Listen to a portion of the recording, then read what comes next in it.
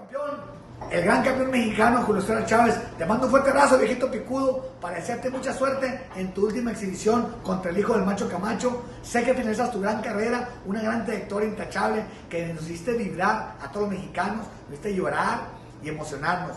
Muchas felicidades por tu gran trayectoria, Dios te bendiga, te quiero mucho, pinche viejito picudo, y cuando quieras regresar, aquí estoy, sabes que a mí no se me da la cabuela con nadie. Felicidades, campeón, ánimo.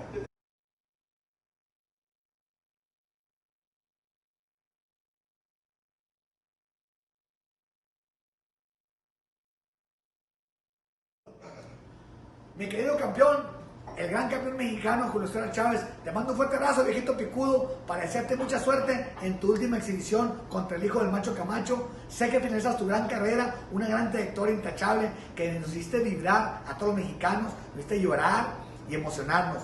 Muchas felicidades por tu gran trayectoria, Dios te bendiga, te quiero mucho, pinche viejito picudo, y cuando quieras regresar, aquí estoy, sabes que a mí no se me da la cabuela con nadie. Felicidades, campeón, ánimo.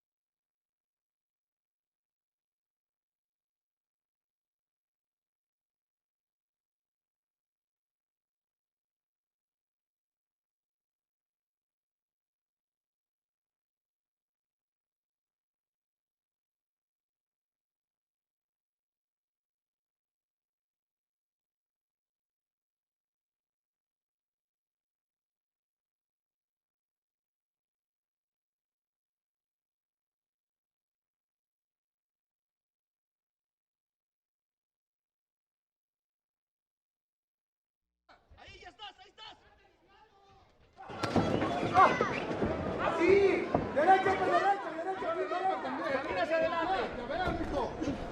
Ahí lo tienes, ahí. Ahí, ahí.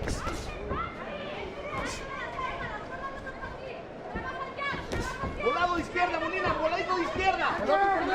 Ahí, en corto, ese. Tira, ¿por qué te va? Ese tercer round tienes que cerrar más fuerte. Ven, cierra lo que este lado. Ahí. Que no te salga ahí, ese. ¡Tronco! Ya hiciste lo más difícil, la tronco y la vea. Tírate el jab, tírate el jab, ese. Ahí. ¡Mira! Con ese, por arriba del hombro. Sube las manos. Presiona, No, así no, Molina, así no, ese. sea lo que sabes hacer, hijo, vamos, cabrón. ¡Tira! Cierra fuerte. ¡Tira, mamá! ¡Páralo! Corre, banco.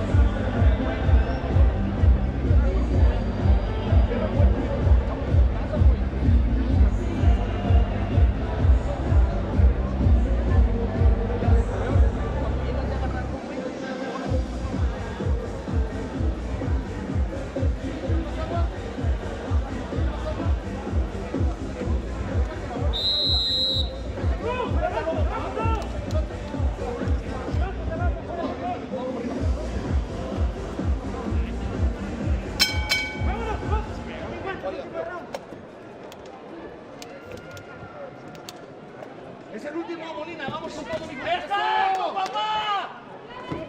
Otra vez lo volviste a agarrar. Se va a ir, Nico, se va en este.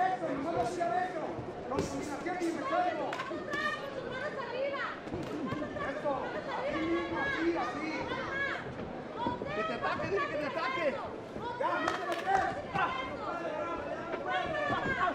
Ya vamos, Gabino. Ahí está, exacto, ahí cierra, no tiene para dónde correr.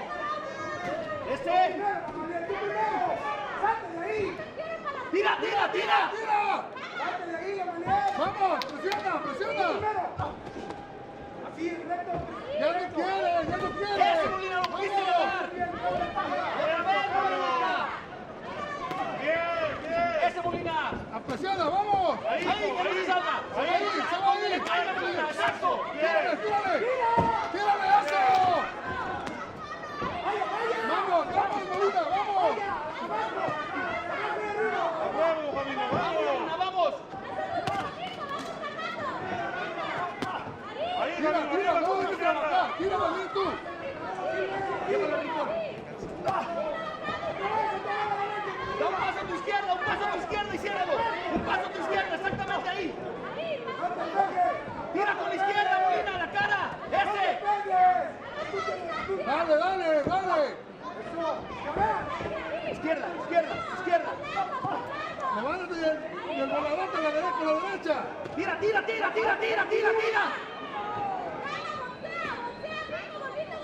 Ese, Molina. Cierra a la izquierda. Tu paso a la izquierda. Ahí dice, exacto, Molina. ¡Eso!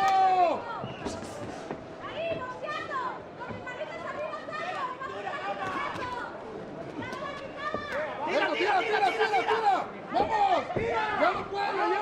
¡Vamos! ¡Vamos para adelante, Molina! Solo te está pegando en los guantes, Molina. Ahí, cierra tu paso. Ahí ya no se sale. Estás tapándolo. Tira. ¡Pelota ahí, por abajo!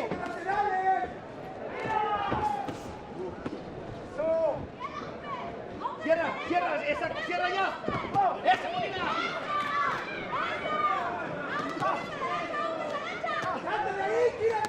¡Tira! Tira.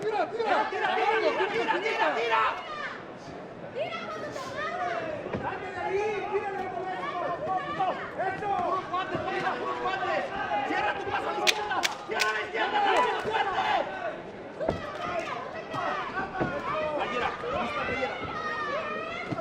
Ese. Cierra fuerte. Buena.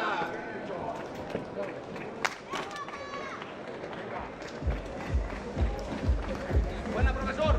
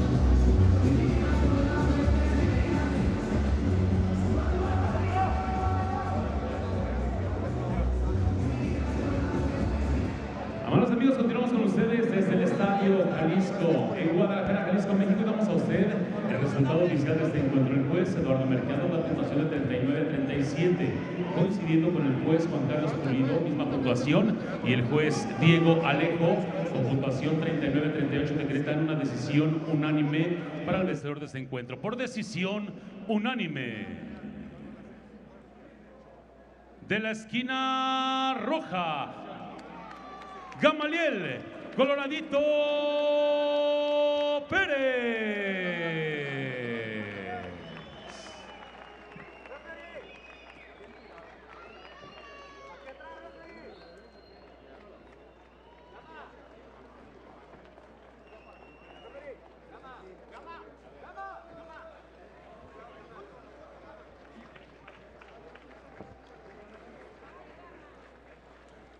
Y pues bueno, ¿cómo está Guadalajara?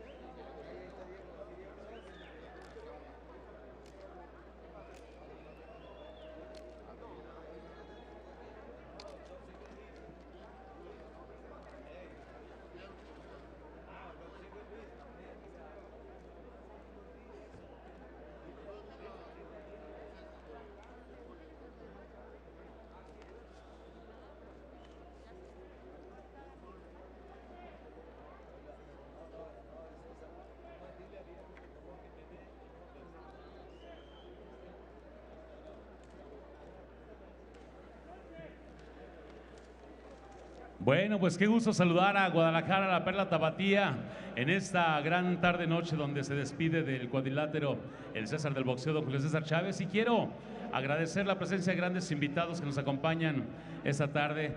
Entre ellos, pues ya está aquí con nosotros el pionero de las telenovelas en México, los Osorio, don Juan Osorio y Juanito Osorio Jr. Bienvenidos, un fuerte aplauso para ellos. Gracias por estar en Guadalajara, Juan. Bienvenidos a la tierra tapatía, gracias por acompañarnos. Iré mencionando a lo largo de la función quienes nos acompañan, pero ya está aquí también el diamante lagunero. Señoras y señores, aplauso para Cristian Mijares. Gracias, Cristian, bienvenido. Está también un grande del boxeo, una leyenda viva, el señor Marco Antonio Barrera. Bienvenido, Marco. Gracias por estar aquí. El momento más iré mencionando las grandes personalidades que nos acompañan. Por lo pronto, señoras y señores, bienvenidos. Hoy se despide Julio César Chávez, pero también hoy estará la dinastía Álvarez aquí en el Estadio Jalisco.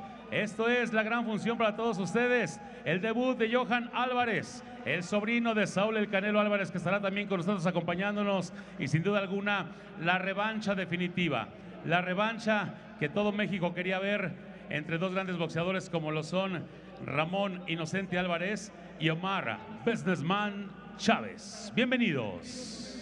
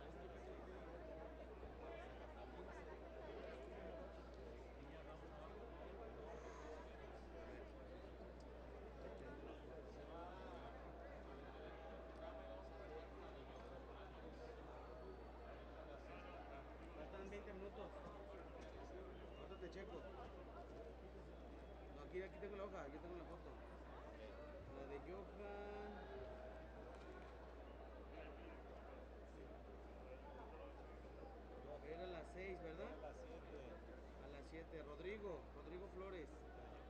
Ya ves, por eso vino y dijo. Rodrigo Flores, que me dijeron. Con razón vino y nos dijo que oye, me dijeron que seguías. Entonces, ahorita se va a tener, entonces puedo ir a hablarle, puedo avisarle. Que se baje ya. No, yo voy. Ok. Él ya se va a quedar. Bájate porque háblale a los jueces que se bajen de acuerdo.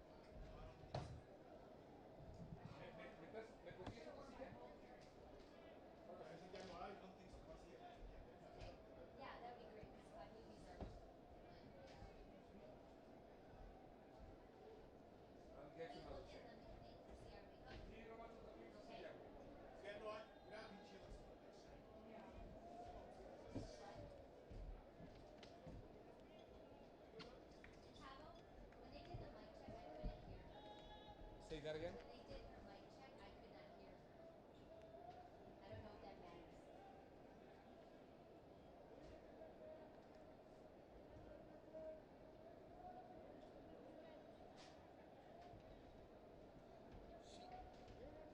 She doesn't have a turn. So you check that, please. Thank you.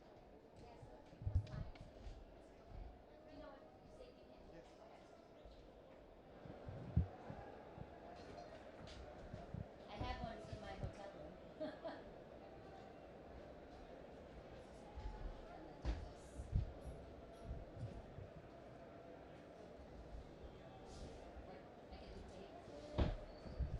Crystal Marie Danha, tribute to the Kings, 10-9-8. 1, 2, 3, 4, 5, 6. Courtney's mic. 1, 2. Okay. I think my lips are too dark.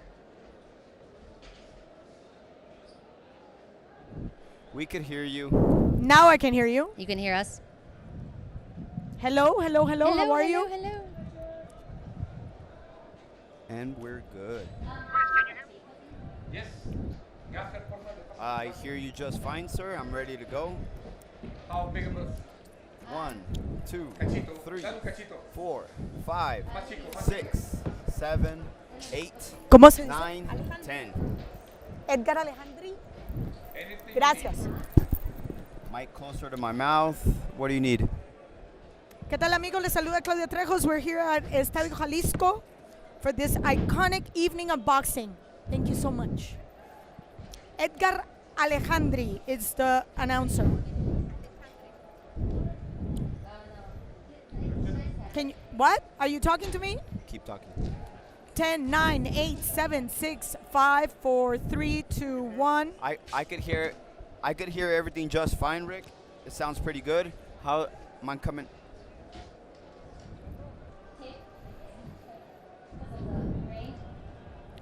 Edgar Alejandri. secrets? Can't hear you, babe. I know, right? I just wanted to make sure that the cough is working. Yes. Talk to me without the button. I can't hear you. Take it off. I know. It's, Segurito? Alquiler. They're checking. Okay.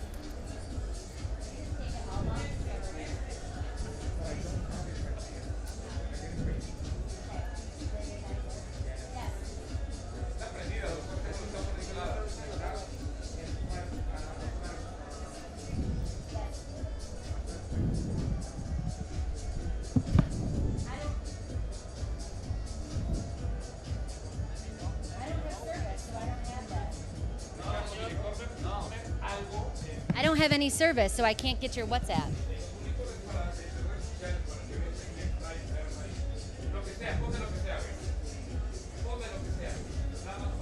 Did he hear me? Tavo, did he hear me? Tavo? Giovanni's talking to me, but I don't know if he heard my response.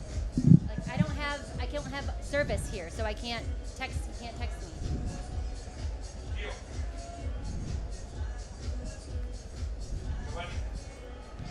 Beautiful shot. Okay. Yeah, I don't have service, so I can't WhatsApp. I don't get anything. I don't have Wi-Fi, so I have no service.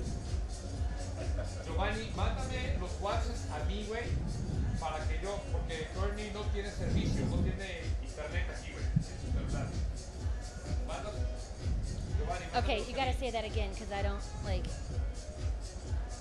Is that the first one that's coming up?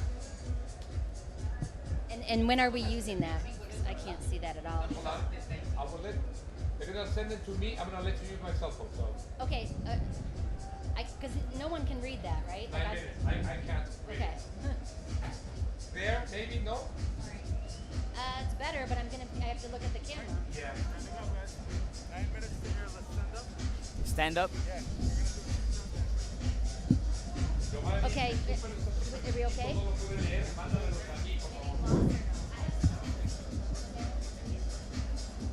Yes, I can hear you. Ay, mi cielo, discúlpame. Okay. When am I saying this? When am I saying this? Right now? In this show? Okay, so great emotion and support what? Uh-huh.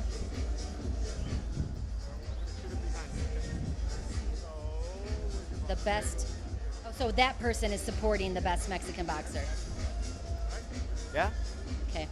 And, okay, who tweeted it? Is it like at somebody? I think I can see the at. I just can't read the tweet. I know, but if I'm on. Oh, okay, I got it, okay.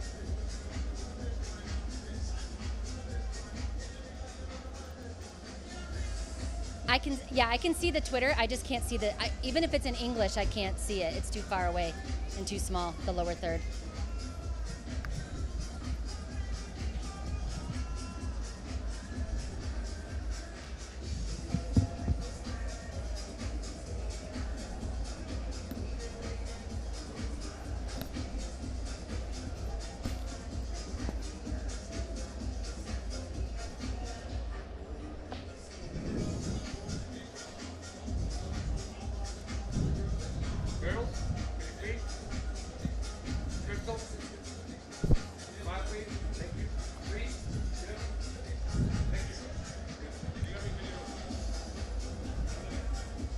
Claudia, you're highlighting just the main event and then the young kid, right? Yeah, are we highlighting our main event? Yeah, right? Okay, so it's... Or you tell me. I don't know. I'm following your lead once again. I just don't want to be in the dark Okay. as you pitch it. We're gonna highlight the pay-per-view. Okay. About the legacy. Mm-hmm. And obviously we're gonna recognize the whole Chavez family this evening, but that's not the only family that's being represented. That's kind of how you're segueing into the young kid. Yes. Okay. Perfect. And then or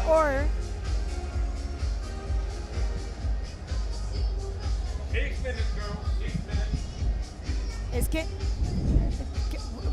What should we highlight about these guys? Yeah, there's really nothing, right? Exactly. Look, this is what I did. Obviously, just this guy. Tavo?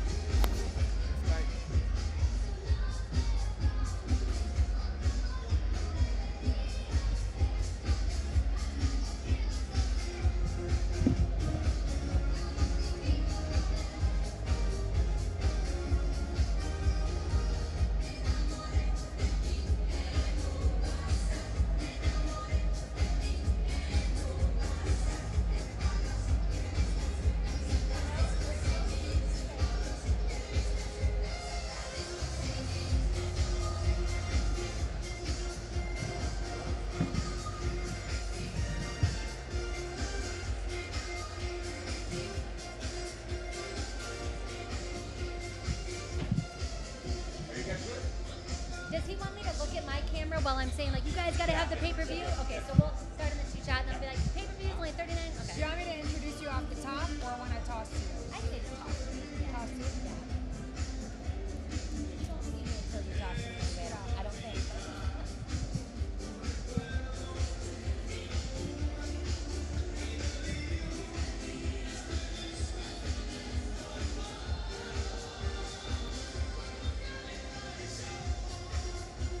Alrighty.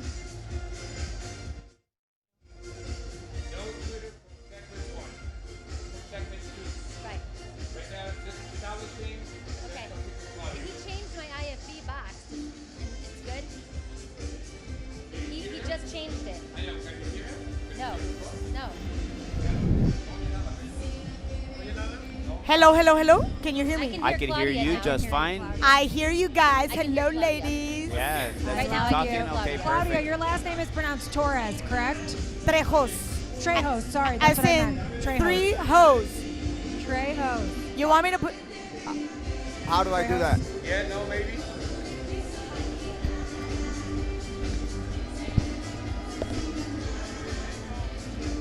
Yeah.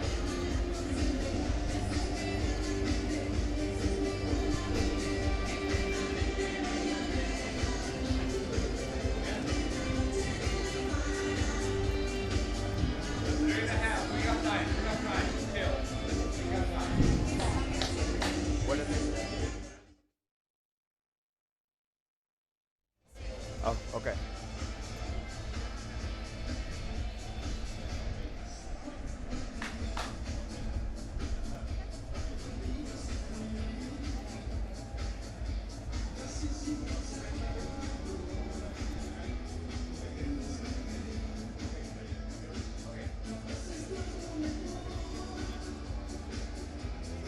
Me puedo quitar la chamarra si está más fácil. No, hombre, ya.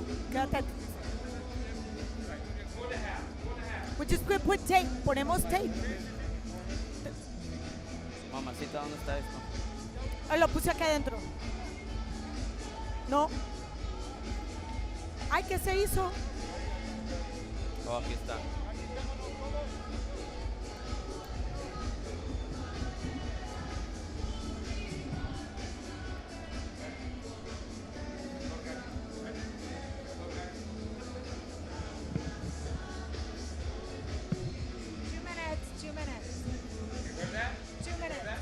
We got this. Yeah, 100%. We got this. Fucking awesome. El tape, por favor.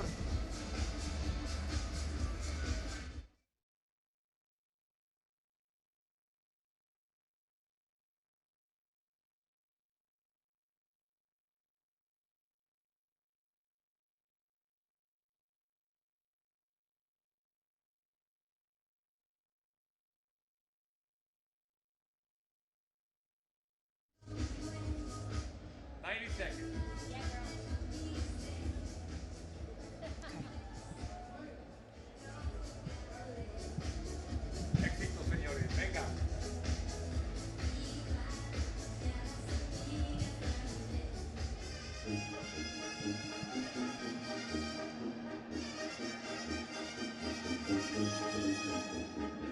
Estoy casi seguro.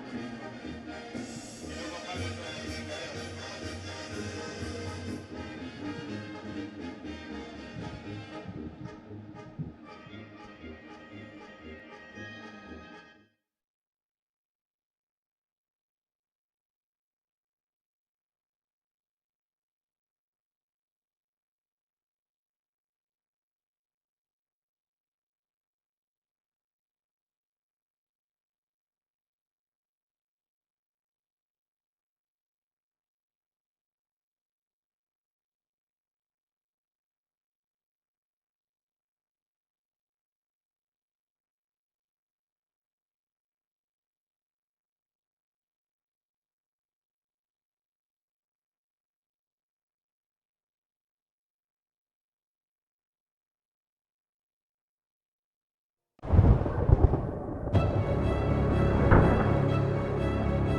Que le voy a dar la chinga de su vida con todo respeto el día 19 de junio.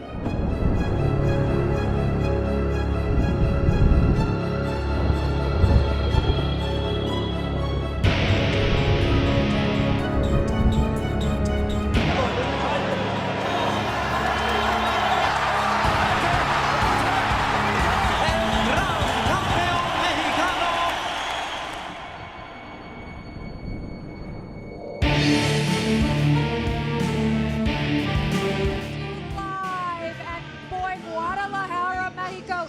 The rain finally stopped, so the crowd is trickling in. It's going to be a huge night in boxing, and we are expecting a very big crowd tonight. All the who's who of Mexico are coming tonight to pay tribute to a very special man.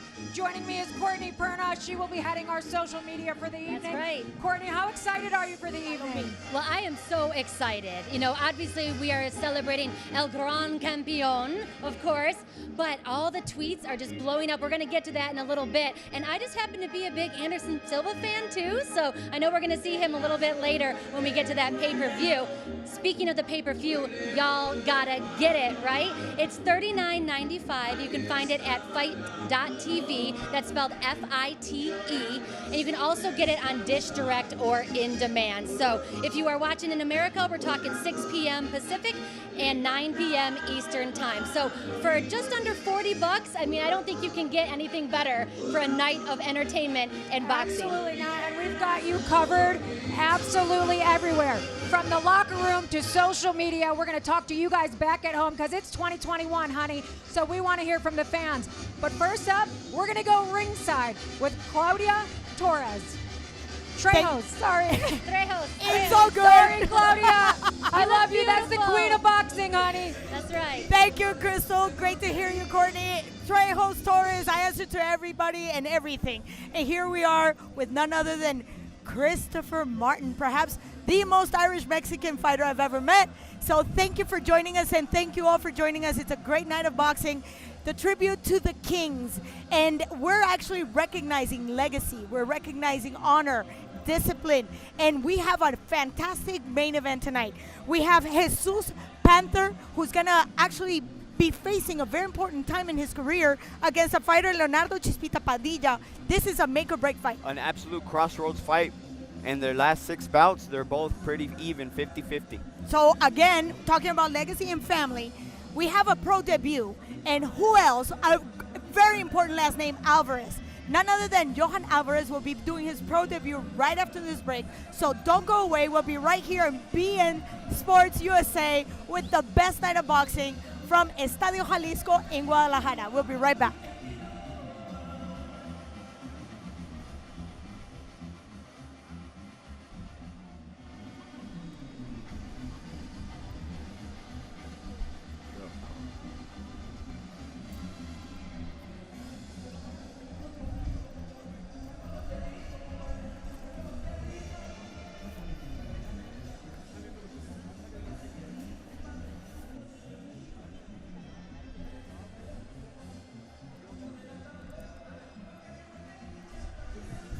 We sit down now.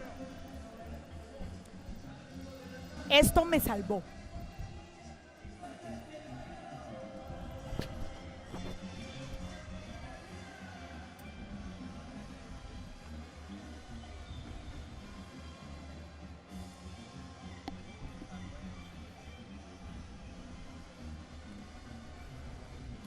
Gracias, mamacita.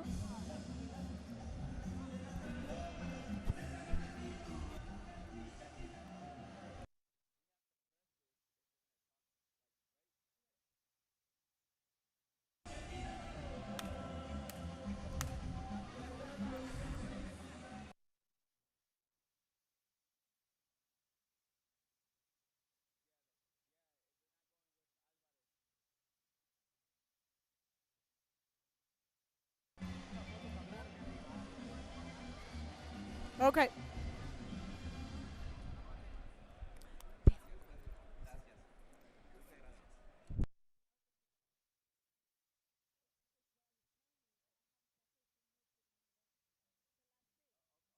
You were showing to me. Yeah.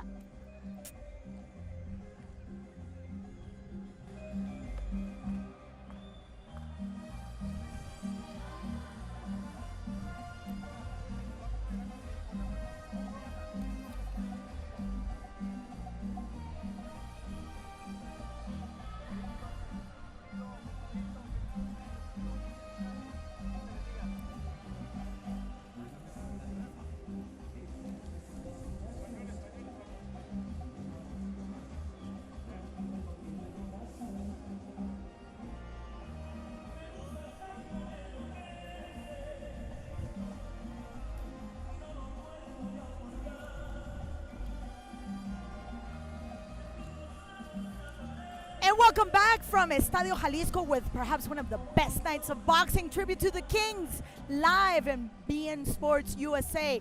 Johan Alvarez, none other than Canelo Alvarez's nephew, doing his pro debut against Erik Hernandez, both from Guadalajara.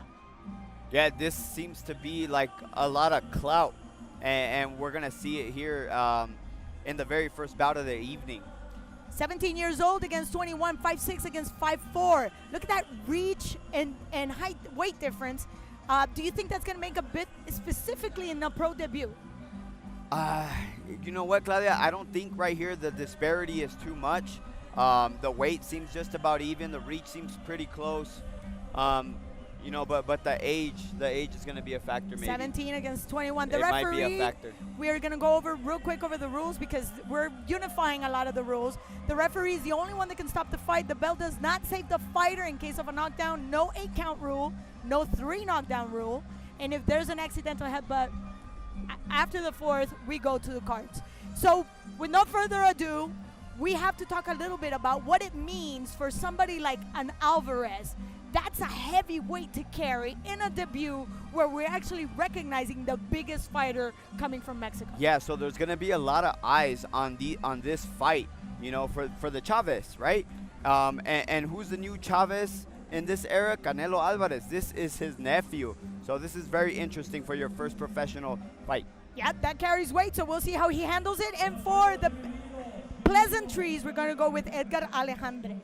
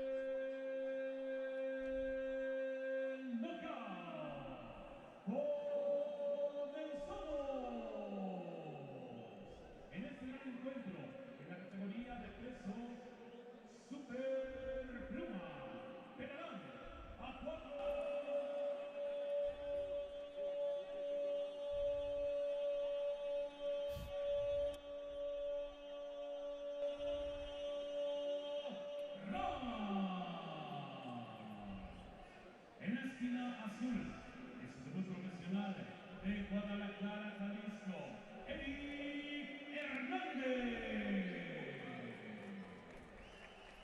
Su rival para este encuentro, nuestro juez en la esquina roja también, en su debut profesional, de la dinastía de los Álvarez, orgullo de Jalisco, de México y del mundo, dedica su pelea esta tarde a todo el público presente de Guadalajara.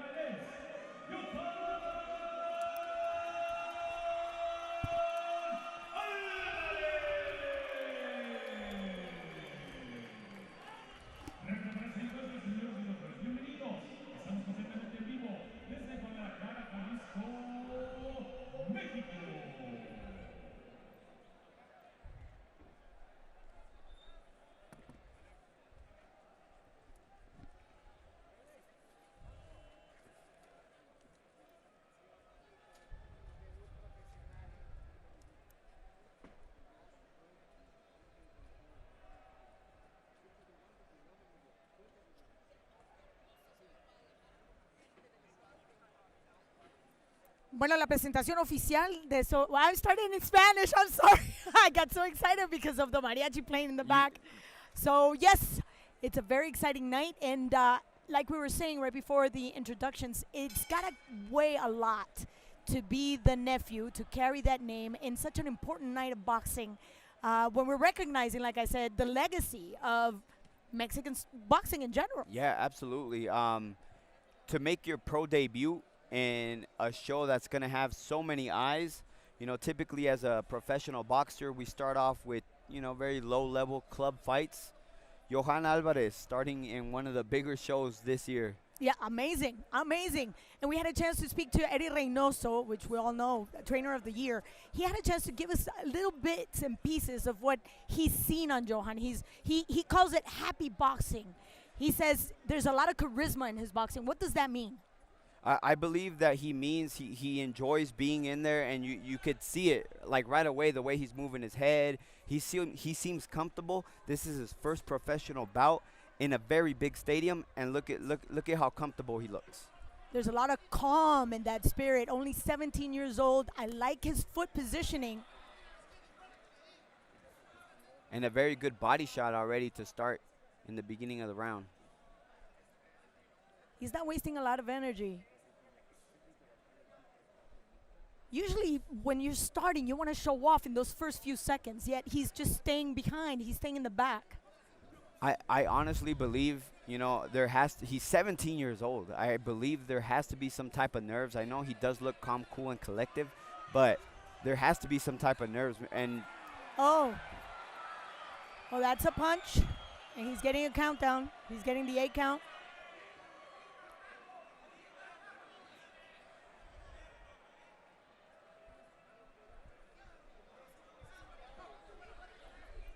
Erik is looking at the corner. Not much instructions coming from the corner. And those body shots, I think, is what's helping the land those hard head shots right now. Like Eddie explained to us, he's the type of kid that looks for the counter punch. That takes a lot of timing. And you just said that as he almost landed with the check hook there.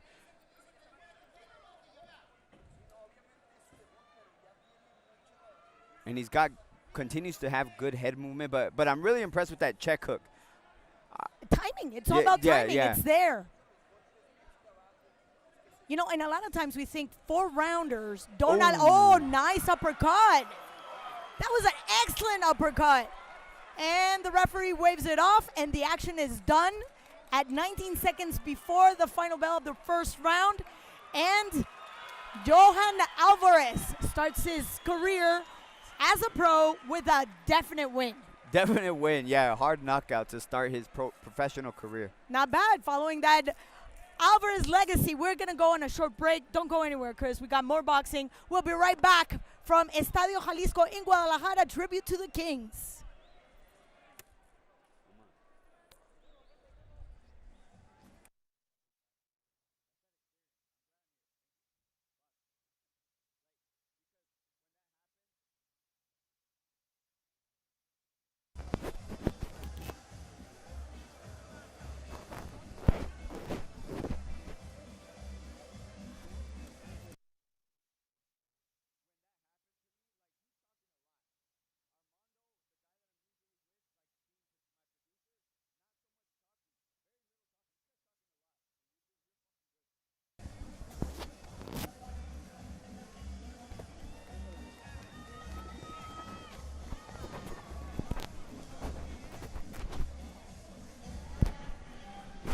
And we're back with the action at Estadio Jalisco.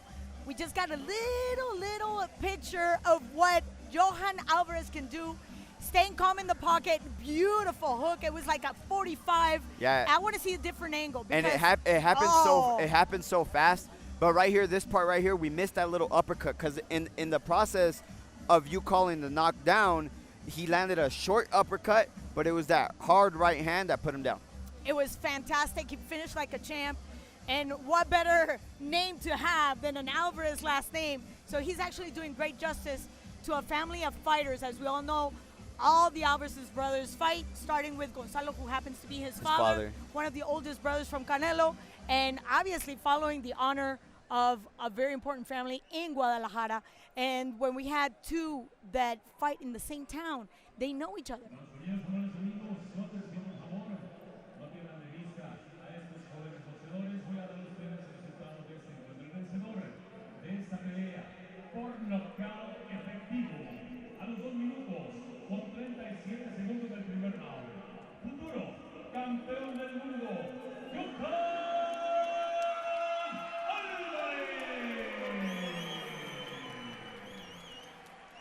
And there you have it, Johan Alvarez taking his first win in his pro career. And the referee, the announcer just actually gave him the accolade, perhaps the most important accolade, future world champion. Wow. After your first pro bout, wow. Could that be too heavy? I don't know. I'm kind of on the fence about that one. We'll see. We'll see. Yeah. There's time. There's There's a lot of time, and we'll see how his talent will evolve. All I know is he did a great job. He finished the way he had to. We're going to go for a short break. We're going to be back here in Estadio Jalisco.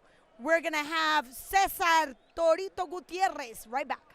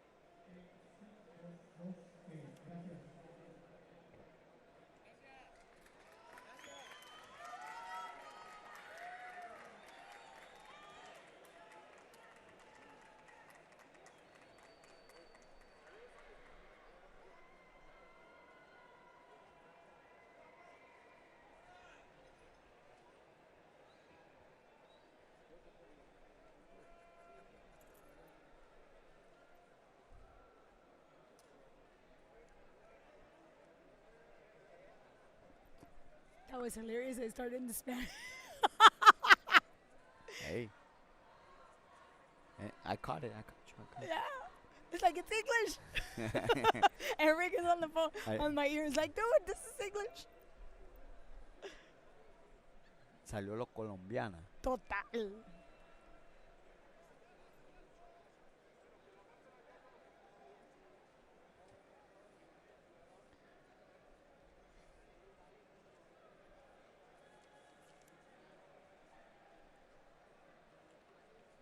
Didn't I tell you that somebody was going to say something about my gum? Already? Where is it? Show it. I'm looking for it. I just saw it 2 minutes ago. Right here. El chicken.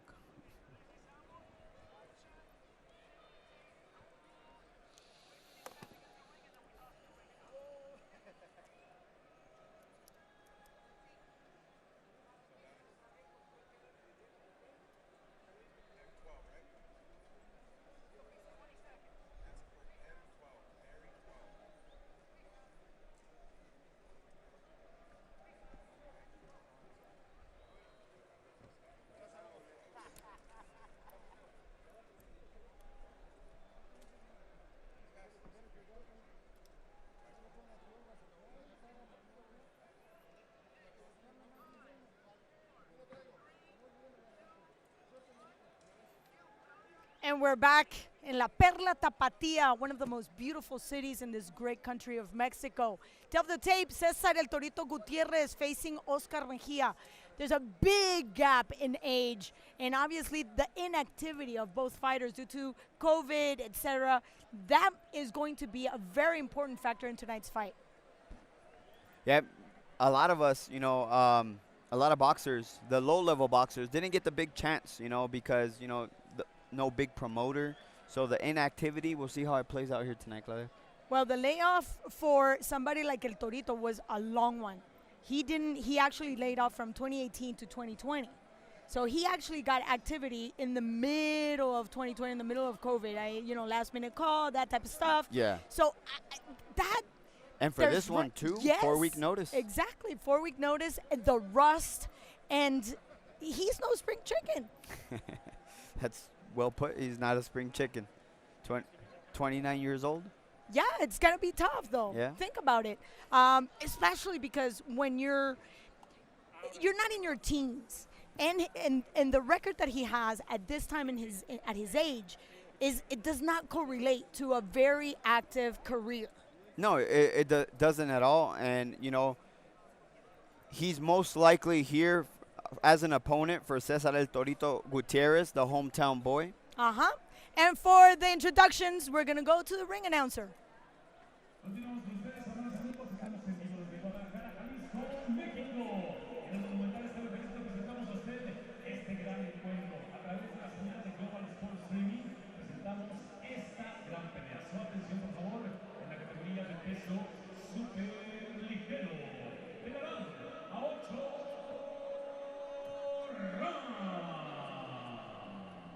En esquina azul, con ustedes, con un récord de 14 peleas ganadas y 4 perdidas. De Aguascalientes, Oscar TOTTI Mejía. Su rival en la esquina opuesta, los caballeros en la esquina roja. Él, con un récord de 11 peleas ganadas, invicto 4 de ellas por la vía del por la vía del knockout. En su casa, de la perla tapatía, de Guadalajara, Jalisco, César TORITO Gutiérrez. El representante del señor Pablo Díaz, estamos en vivo desde Guadalajara, Jalisco, México.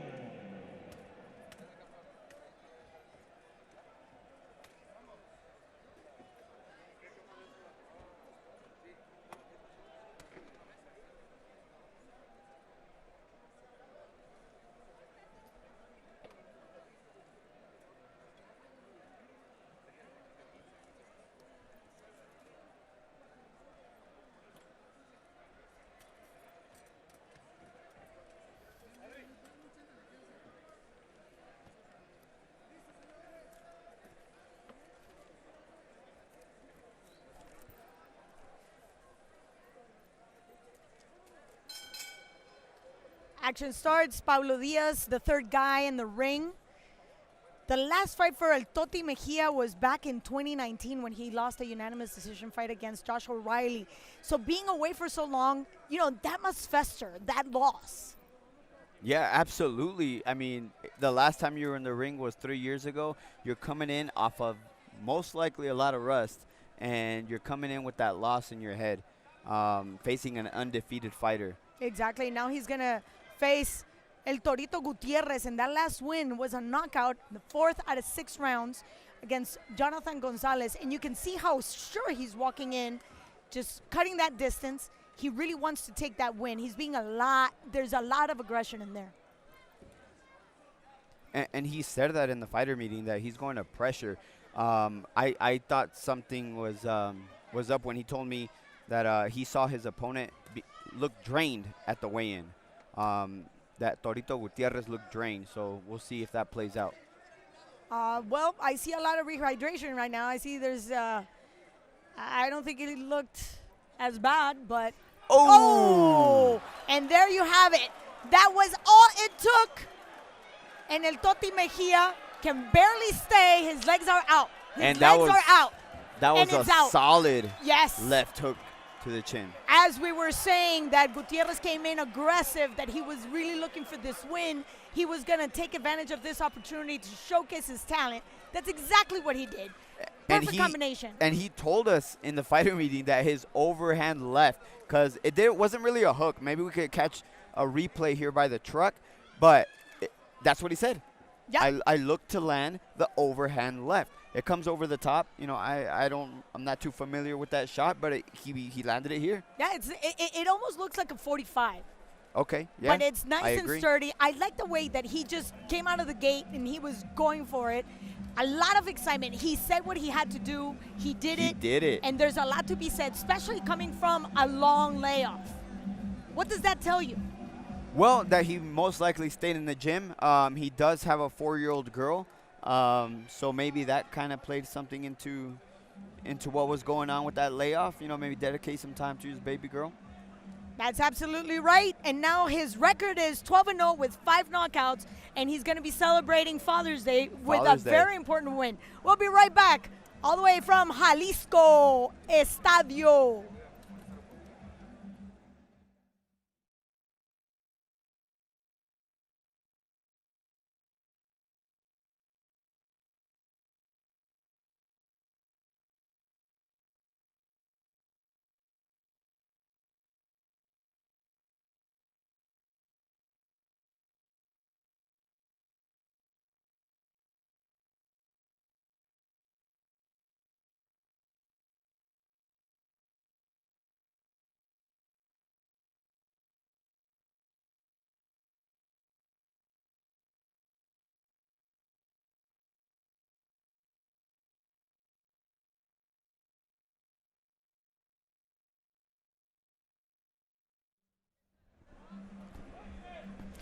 Oh, I want to take a good look at exactly how that came about. César El Torito Gutiérrez promised that he was going to take this advantage to showcase his ability. Look at that. He was actually, we got to admit, Mejia was walking into the space that he said he was going to do. Yeah. But it was Gutiérrez who took advantage, and that came with a lot of evil intentions. So here we go, and where was that right hand? It was close to his face, but that 45, the punch that he was mentioning, Gutiérrez, El Torito Gutiérrez, how he said he was going to throw it, he threw it, he landed it, and he got the KO. It was almost hidden. For the official announcement, we're going to go to Edgar Alejandre, our official announcer.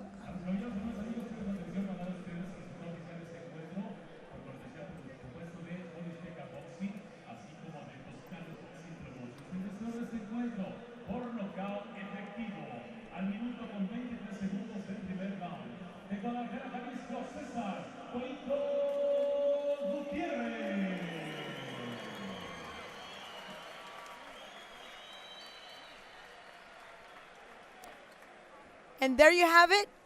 César Gutiérrez, he takes the win in the first knockout. That is a way to really show that he is back. So these guys from Guadalajara, they mean business. 2 fights, yes. 2 first-round knockouts. Yep, there's no joke here. That's what they say. I always ask Eddie Reynoso, what's in the water here in Guadalajara? Tapatio. Tapatio. And with that thought, we're going to go for a short break. When we come back, we have PANTHER ACOSTA against CHISPITA PADILLA.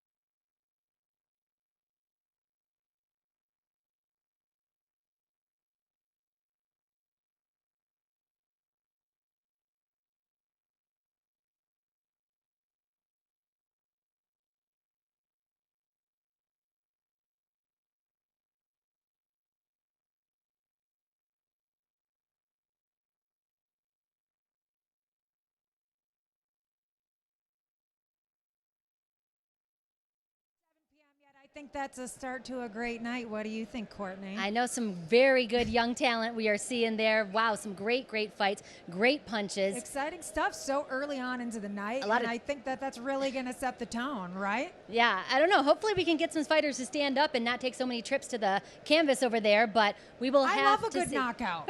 I love a good knockout. No matter how early it is, but I get it. Yes, of course. Yes, of course. But we are also taking your tweets. We want to hear what you have to say, not only about the fights that are happening right now, but of course about El Gran Campeón. We are talking about Julio, Cesar, Chavez, Sr. Of course, the whole night is to honor him. And we want you to use the hashtag Gracias Campeón. We have a tweet right here from George Zamora D. He says, thank you for all the great emotions in the ring, supporting the best Mexican boxer. And ain't that the truth, Crystal? It is the truth. We've got a lot more fights for you, but first we have a very, very special piece on the Chavez family. Enjoy.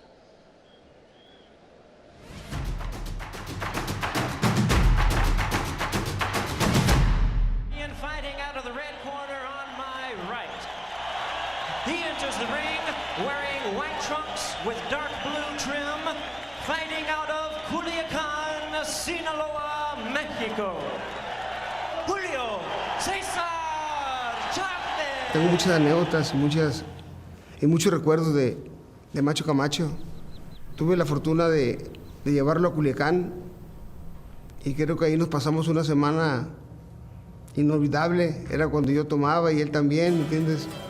Nos fuimos de parranda, nos divertimos.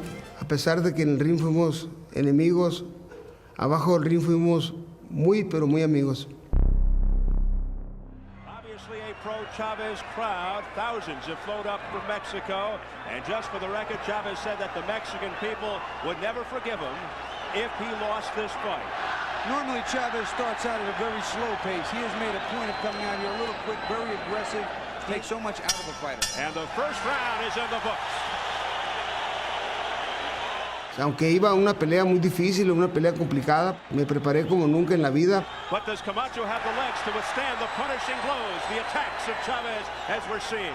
The legs and the heart. It's going to take an awful lot of heart to take the kind of pounding that Chavez can give you. Chavez continues to be the aggressor. Esa noche pues nació Julio César Chávez, el gran campeón mexicano, porque de ahí pues nadie me paró. Espero que ese día vean la pelea, porque va a ser una noche inolvidable, una noche, gran homenaje a un gran amigo mío que para descanse, que es Macho Camacho.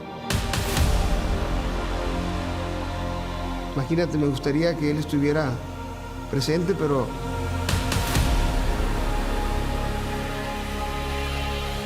yo creo que ya del cielo nos va a estar viendo.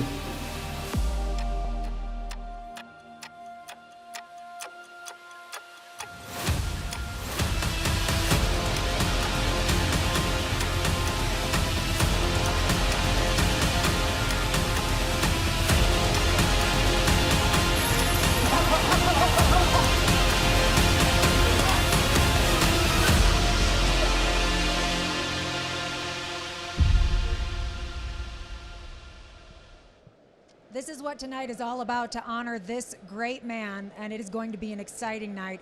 We've got tributes from everyone all across the boxing world, and people throughout the entertainment world as well will be checking in with us.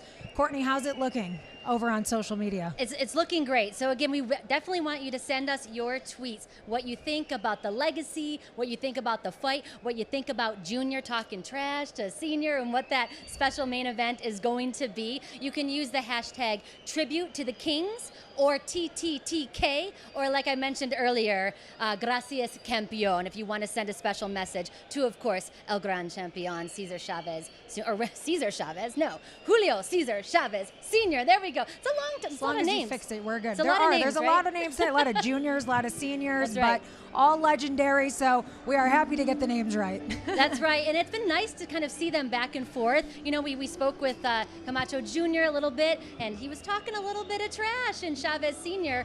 wasn't really liking that a lot. So we'll see what happens when they get into that ring. All right, we're going to go to break. Exhibition, We're going to go to break, but we'll be right back.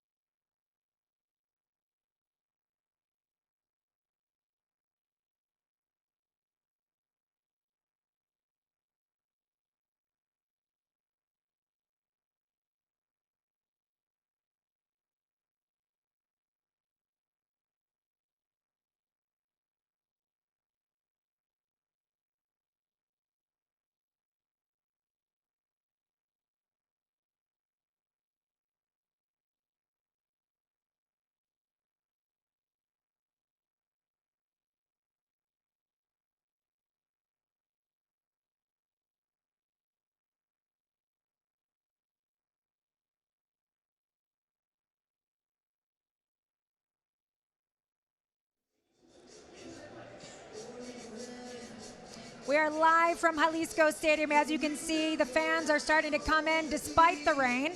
Now, the great thing about 2021, this day and age, is we get to connect with the fans. And we've got Courtney Perna here, and she's connected with some right now. Let us hear some of these tweets. Yes, we love getting these tweets from you. These are so fantastic. You know, so we've gotten one right now from Omar Day _Day or D.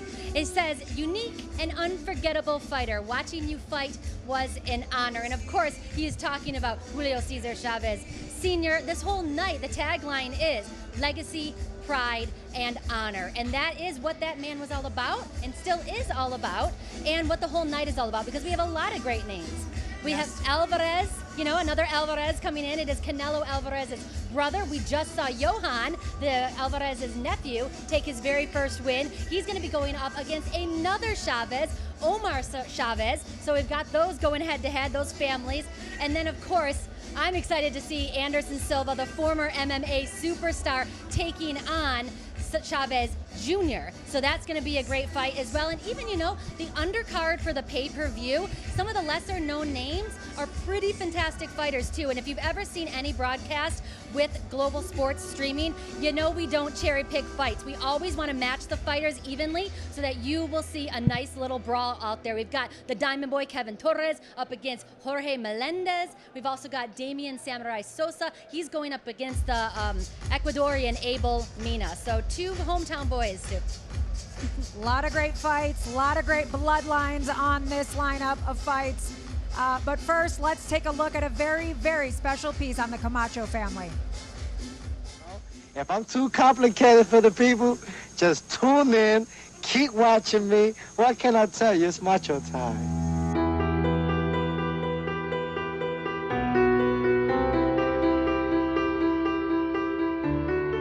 Macho Camacho, a legend, a world champion in 3 different weight classes. Paved the way for today's greats to not only be looked at as fighters, but entertainers.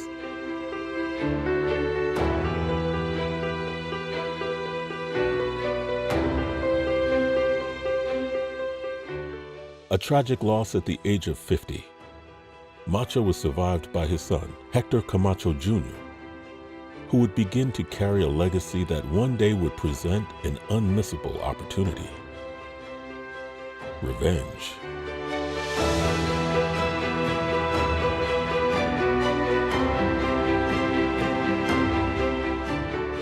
When I told my family fight Chavez, my friend, you going what?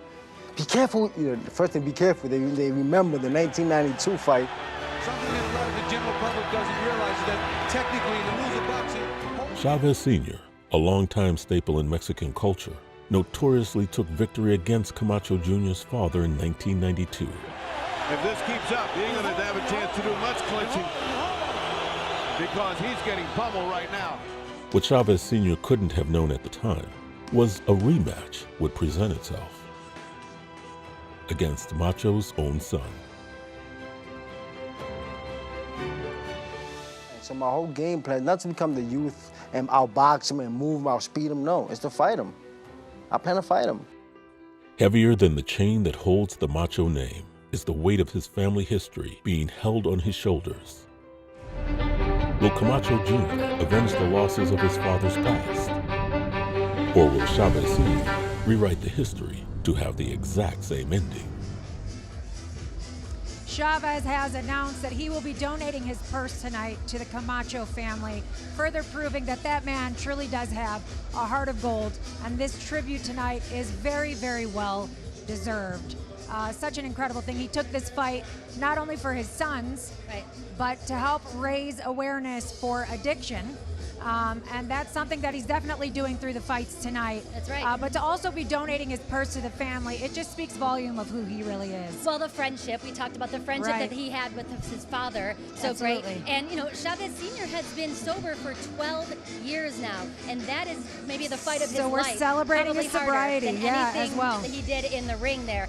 So that's got to be commended as well. So We need to hear more of your tweets. Use the hashtag Gracias Campeón, remember, or hashtag tribute to the Kings. We have another tweet from El Ponio, and it says, patiently waiting for the fight of the greatest Mexican fighter. Aren't we all? We are all waiting for that fight for sure. Well, it's coming up. It's coming up, so hold on to your seats. Check in with those pay-per-views. Keep tweeting Courtney, because she loves it. We're going to take a break, but we'll be back.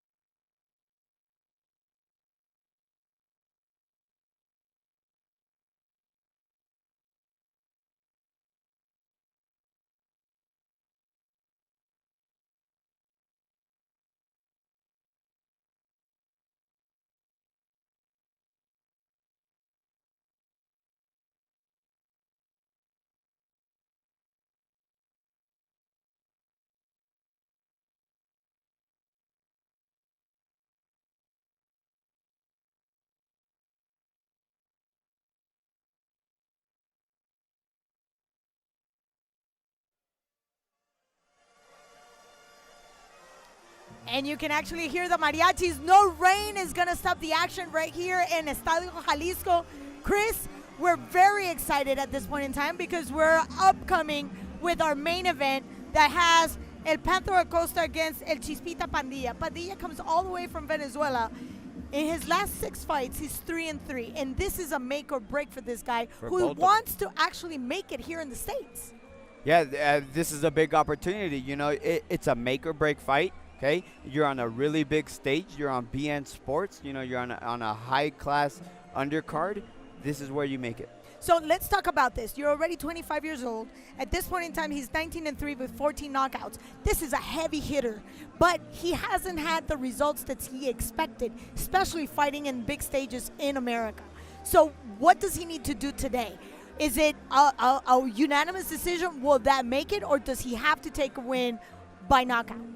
I don't necessarily think he needs to win by knockout, but he does need a win, okay? After starting his career undefeated and being a little shaky in his last 6 fights with a 50-50 record, you want that win, no matter what. Decision, knockout. No matter what. But let's talk about Panther ACOSTA.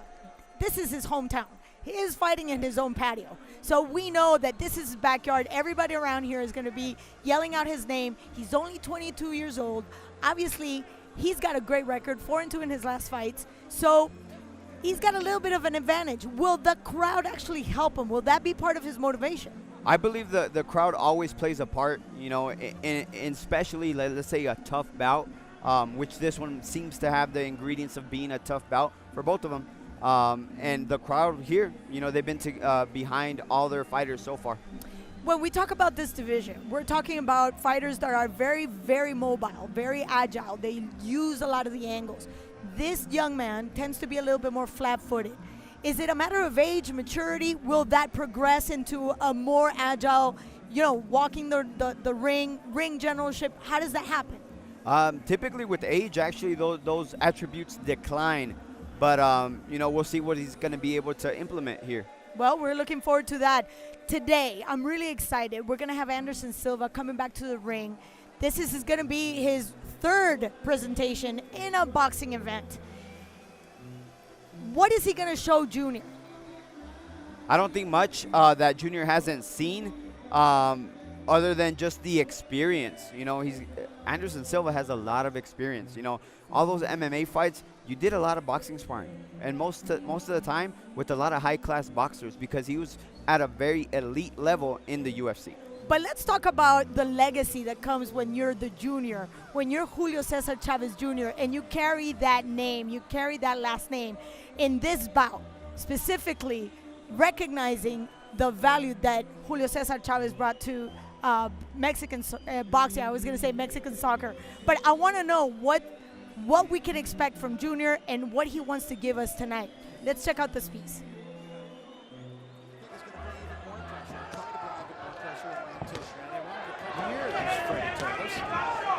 It's just hard to get it out of him. The thing is, here it is. There is good chances if he can't come through for him tonight. Coming back to his first fight open. I'm really impressed with Chavez's right hand. It's living up to the expectations of a good fight. Boy, that was a good fight inside. I think I'm going to try, but it was the overhand right, I think, that was the biggest fight. Good left hand there. But the overhand right, I think, was really the weapon that was the difference maker for Chavez. Especially the jab to Vámonos. Well, that speed is what helps him. And when we think that Martinez may have landed, look, Chavez.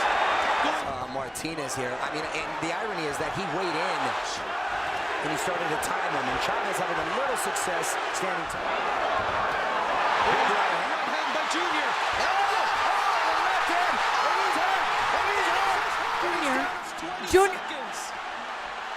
Junior right now is actually showing his best moments. And we've seen a progression in his style and his maturity, but I have a problem. We've seen his best at 154, 160, 168, and now he's going up to a light heavyweight. How will that affect a fighter that's actually recognized for that type of speed and mobility, even though we haven't seen the best of him in the last few fights? Yeah, above light heavyweight, coming in at 184. You're right. Maybe closer to cruiserweight than light heavyweight. You're right. But the fact here is something that I believe that Anderson Silva can probably do, because Julio Cesar Chavez Jr. is a little bit flat-footed, and we see it here when it was exposed here facing the Argentinian Martinez. Yes. Sergio Martinez. I apologize, Martinez, for forgetting your second for a little bit.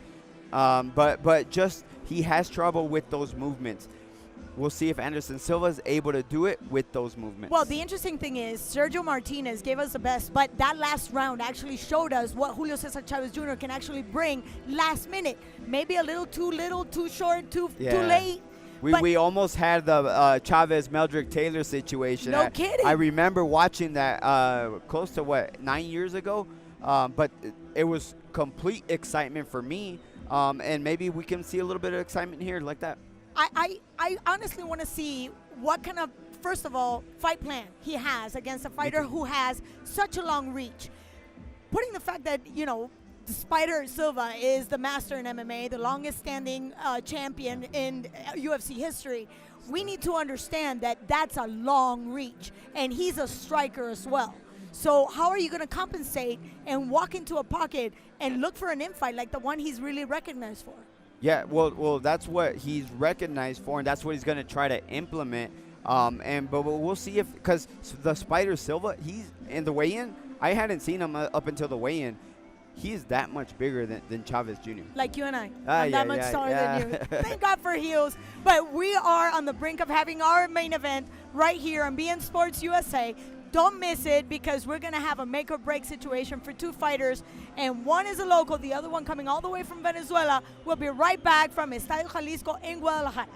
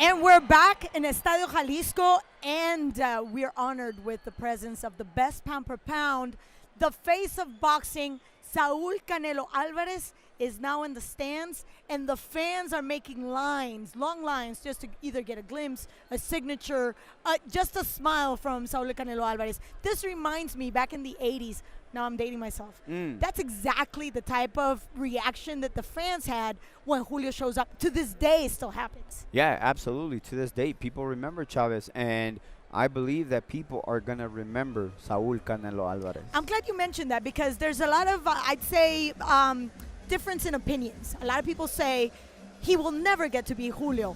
And, you know, I remember back in the day when we used to say, nobody's going to be like Salvador Sanchez. Nobody's going to be like Chiquita Gonzalez. I mean, the list goes on in the amazing list of great Mexican fighters. Yeah, there's a big list. You can't necessarily compare. Obviously, Chavez had one of the most accolades in the sport to date. But I think Saul Canelo Alvarez is nipping at his heels. Well, I think he's on the verge of making history, not just in Mexican boxing, but in general in the history of boxing. And another person that wants to leave his own name branded in the history books of boxing is Julio Cesar Chavez Jr. And in this occasion, he wants to make history by facing the most recognized UFC fighter in history, Anderson Silva. Let's get to know them a little bit more.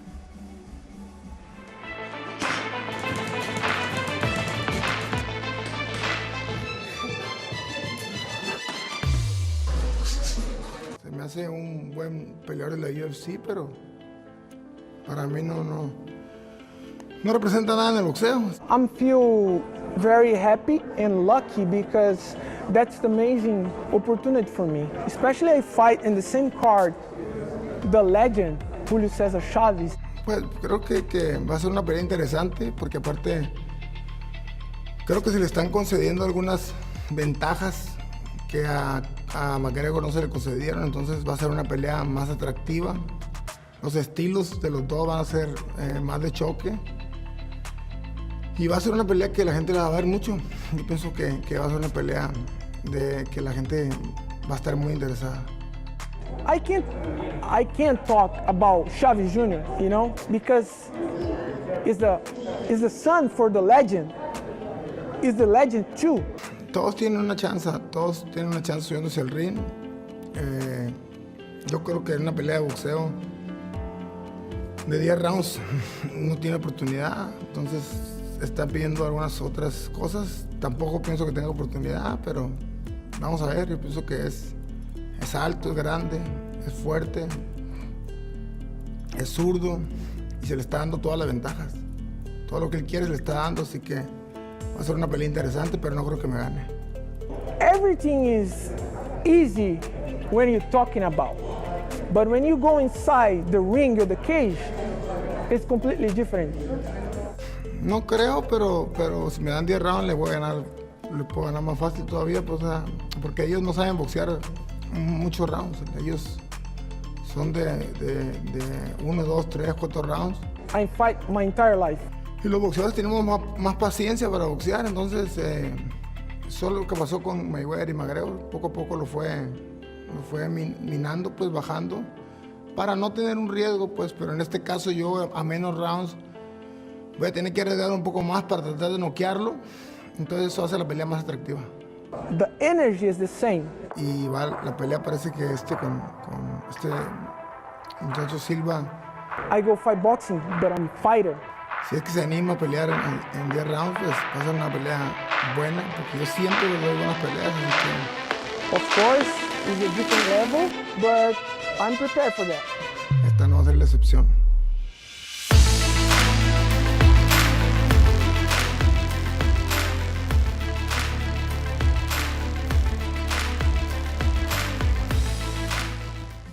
Well, there you have it, Chris. A fighter is a fighter is a fighter, be it UFC, be it MMA, be it boxing. How do you see this fight evolving? I really do see that Anderson Silva gives Chavez trouble in the first few rounds. And typically, the boxer does have the advantage in longer rounds. I believe they're going to go 8 rounds today. And if Chavez prepared himself the way he should have, I believe he'll get to him towards the end of the fight. That's a big if. Now, Big if. you and I know, and we have this basic math in boxing. When you have two great fighters, and one is bigger than the other, the big guy has the advantage. Do you see any possibility in that case? I really don't. I'm going to say no because I want to let everybody know, because I'm completely biased and I'm going for the boxing side of this, all right? Because it doesn't look good on the boxers, all right, if the MMA guys start coming over here and start putting it down. Oh, come on. I'm just looking forward to a great fight, and I'm looking forward to seeing a Julio Cesar Chavez Jr. that comes in great condition and is willing to give us every single bit of talent that he showed us in his career. So this is what I'm looking for. I believe we'll get it. You know, both fighters trained really hard. We saw it in the videos. Excellent fight coming forward. And what a better night than tonight when we're actually doing this tribute to the Kings, Julio Cesar Chavez dad, the big time, the Caesar of the Kings of boxing. And here we have another great face of boxing, Saúl Canelo Álvarez. We'll be right back with our main event here in Estadio Jalisco.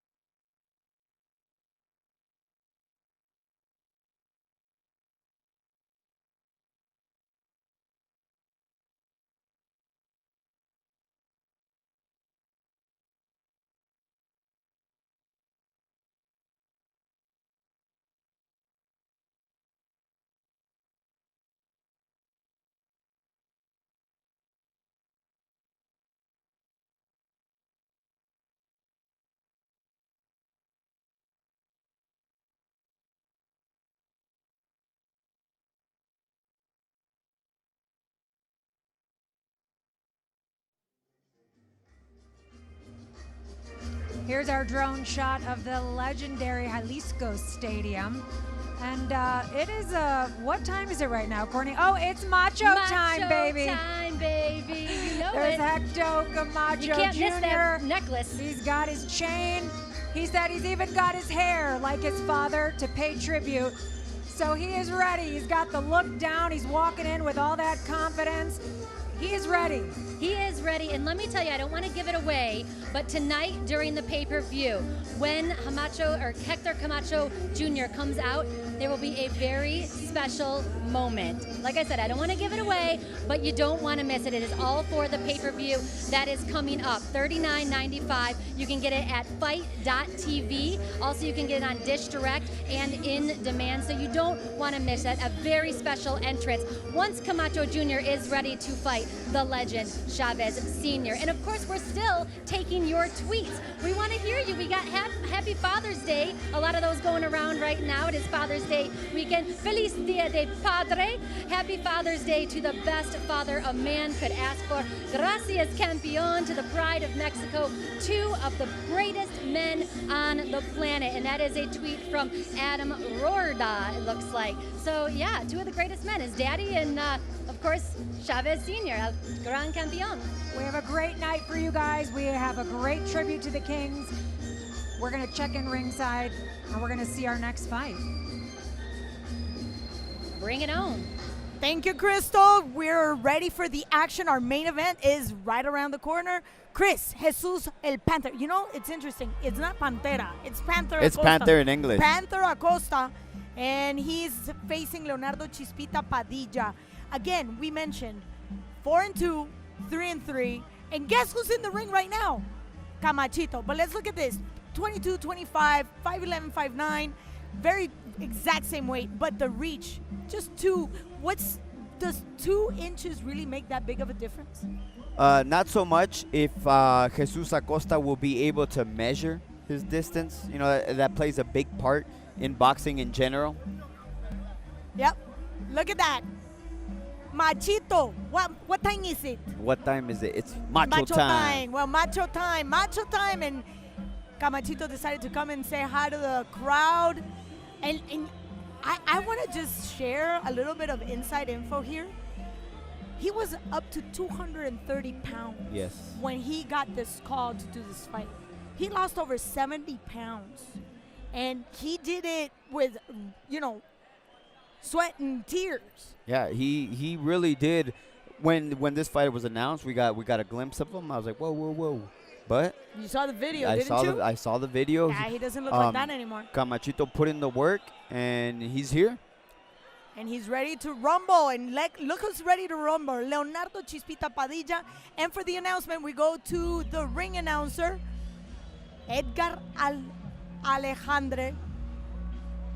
Oh, not yet. He's walking in. I just wanted to share with you also, talking about inactivity, Chispita has been out of the ring since 2019. And he got a split decision that day. And it's been a while. It's been a minute, a long minute. Yeah, I mean, you know, coming in on 2 years, but still, you know, he's a young guy. You know, we'll see if he's resilient. Yeah, but before that, same year. Okay. Knockout loss against Luis Ruiz. Oh, that's right. So he gets a loss by a knockout, then he gets a decision. Does that really add to your confidence? Definitely doesn't add to your confidence. If anything, takes away a little bit confidence. But 3-3 in his last 6 bouts. Yeah, but when we're talking about super featherweights, that division right now is stacked. Very stacked. And what he mentioned was that he wants to be in that mix of the top 15. How important is it for him to have a decisive win, not just show off, but really take it further? Well, you start, Claudia, with the victory. Yes. There's absolutely nothing that will come from a loss, and just get the victory. However you have to do it, you know, however you have to do it. If you have to grind out a tough fight, do it. Yep. That's what you want. That's what you want. You want that W. And he's coming all the way from Venezuela to take that win.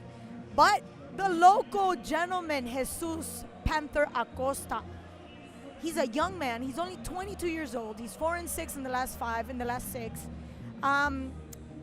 this year, back in May, he actually took a unanimous decision loss against Christian Jesus Cruz. So he mentioned that he's made changes in his camp, he's focused, and he said something very interesting. He said, this is the fight of my life. Absolutely the fight of his life. Look where he's at. You know, not only is this a crossroads fight, we mentioned earlier, you know, in his last 6 bouts, 4-2, Padilla 3-3. So you win, you go forward. You lose, that's another step down that rung of the ladder, you know. And what are we all trying to do? We're trying to become world champions. I was going to share with you because I saw Padilla. Oh my God, we have great presence. One of the greatest trainers of the world, Su Merced Lindo. Gracias. Es un placer. Ahora te cuento, estamos al aire. We're on air. Ya estoy contigo. Pero bien por Johan. Johan Álvarez. None other than Don Chepo Reynoso with us. One of the greatest trainers, the father of Eddie Reynoso, trainer of the year. And first question, how'd you like my new addition to my crew? Exciting. Now we actually go to the announcer, Edgar Alejandre.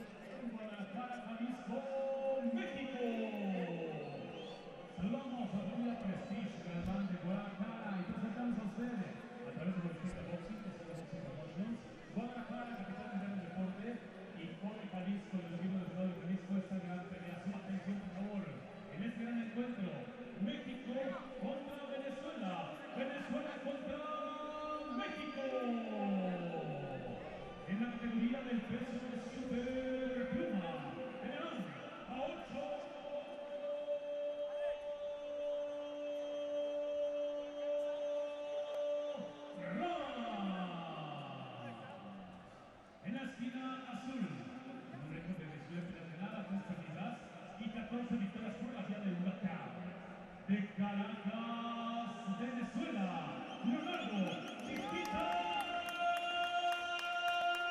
Padilla.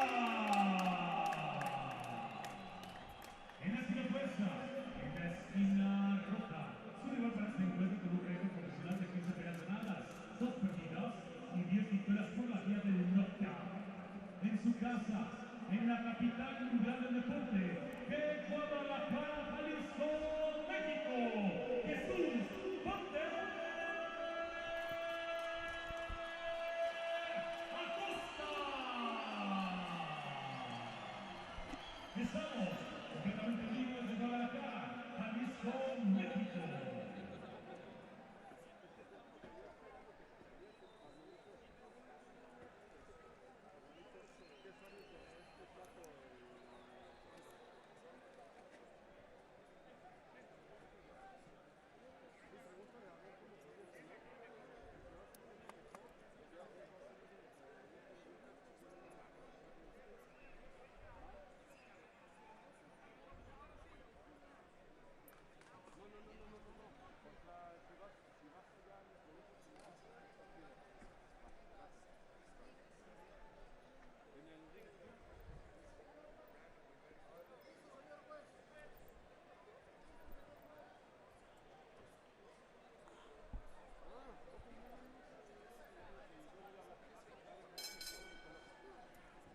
And we start the action. I was sharing with you that Chispita Padilla looks thick for this division.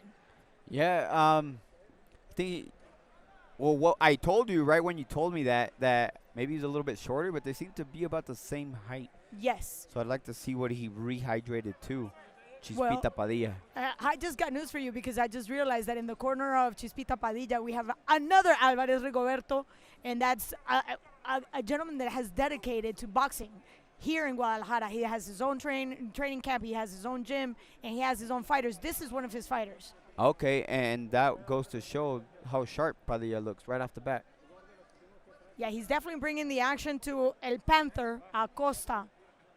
The hometown boy, and in the fighter meetings, you know, I found, I mean, obviously we always want to give the public a good show, but didn't really speak too much on strategy and just said he wanted to give the public a good show. Sometimes, for me as a fighter, I don't think that might be the best mentality. I think, number one, win and then we can put on a good show.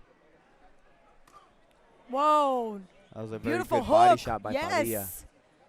And he's pushing him. He's actually using that weight to just keep it in the inboxing. He's keeping that fight in the pocket. Nice, tight. And His bringing defense. it to the hometown boy like he said he was. But this is definitely, like you said, a make-or-break situation for both fighters. And I see Chispita meaning spark. And he's definitely putting a spark on the humanity of Acosta. He's getting a count. That was a low blow. I didn't see a low blow. I think the referee was kind of in our view as it happened. That was happening, yeah. Interestingly enough, both shorts have No Boxing, No Life, which is the brand by Eddie Reynoso. That's on Pantera ACOSTA.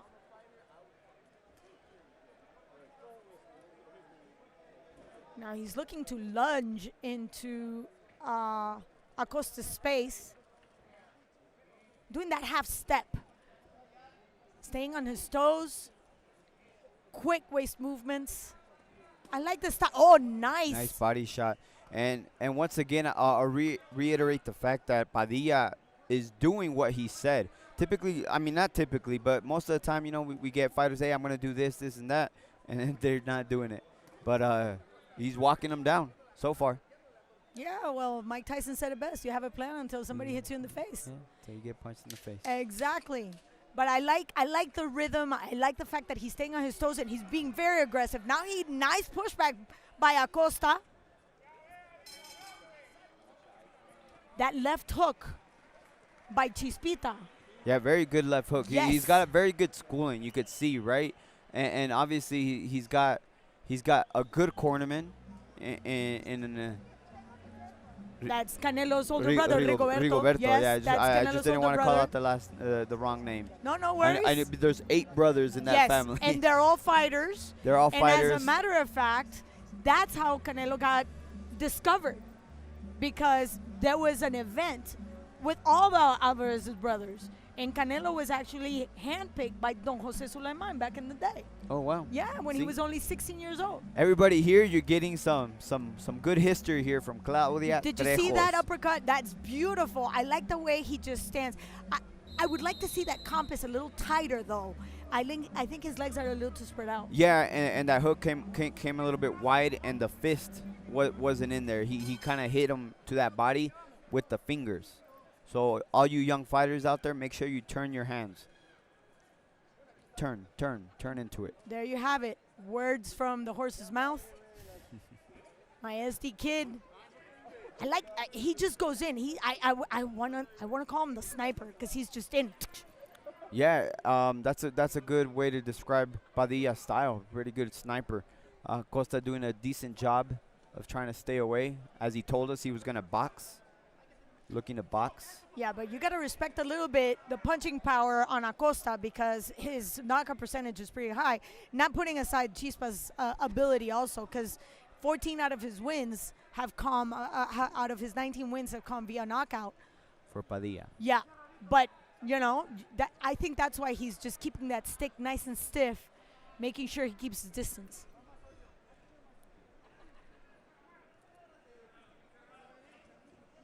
Being very patient.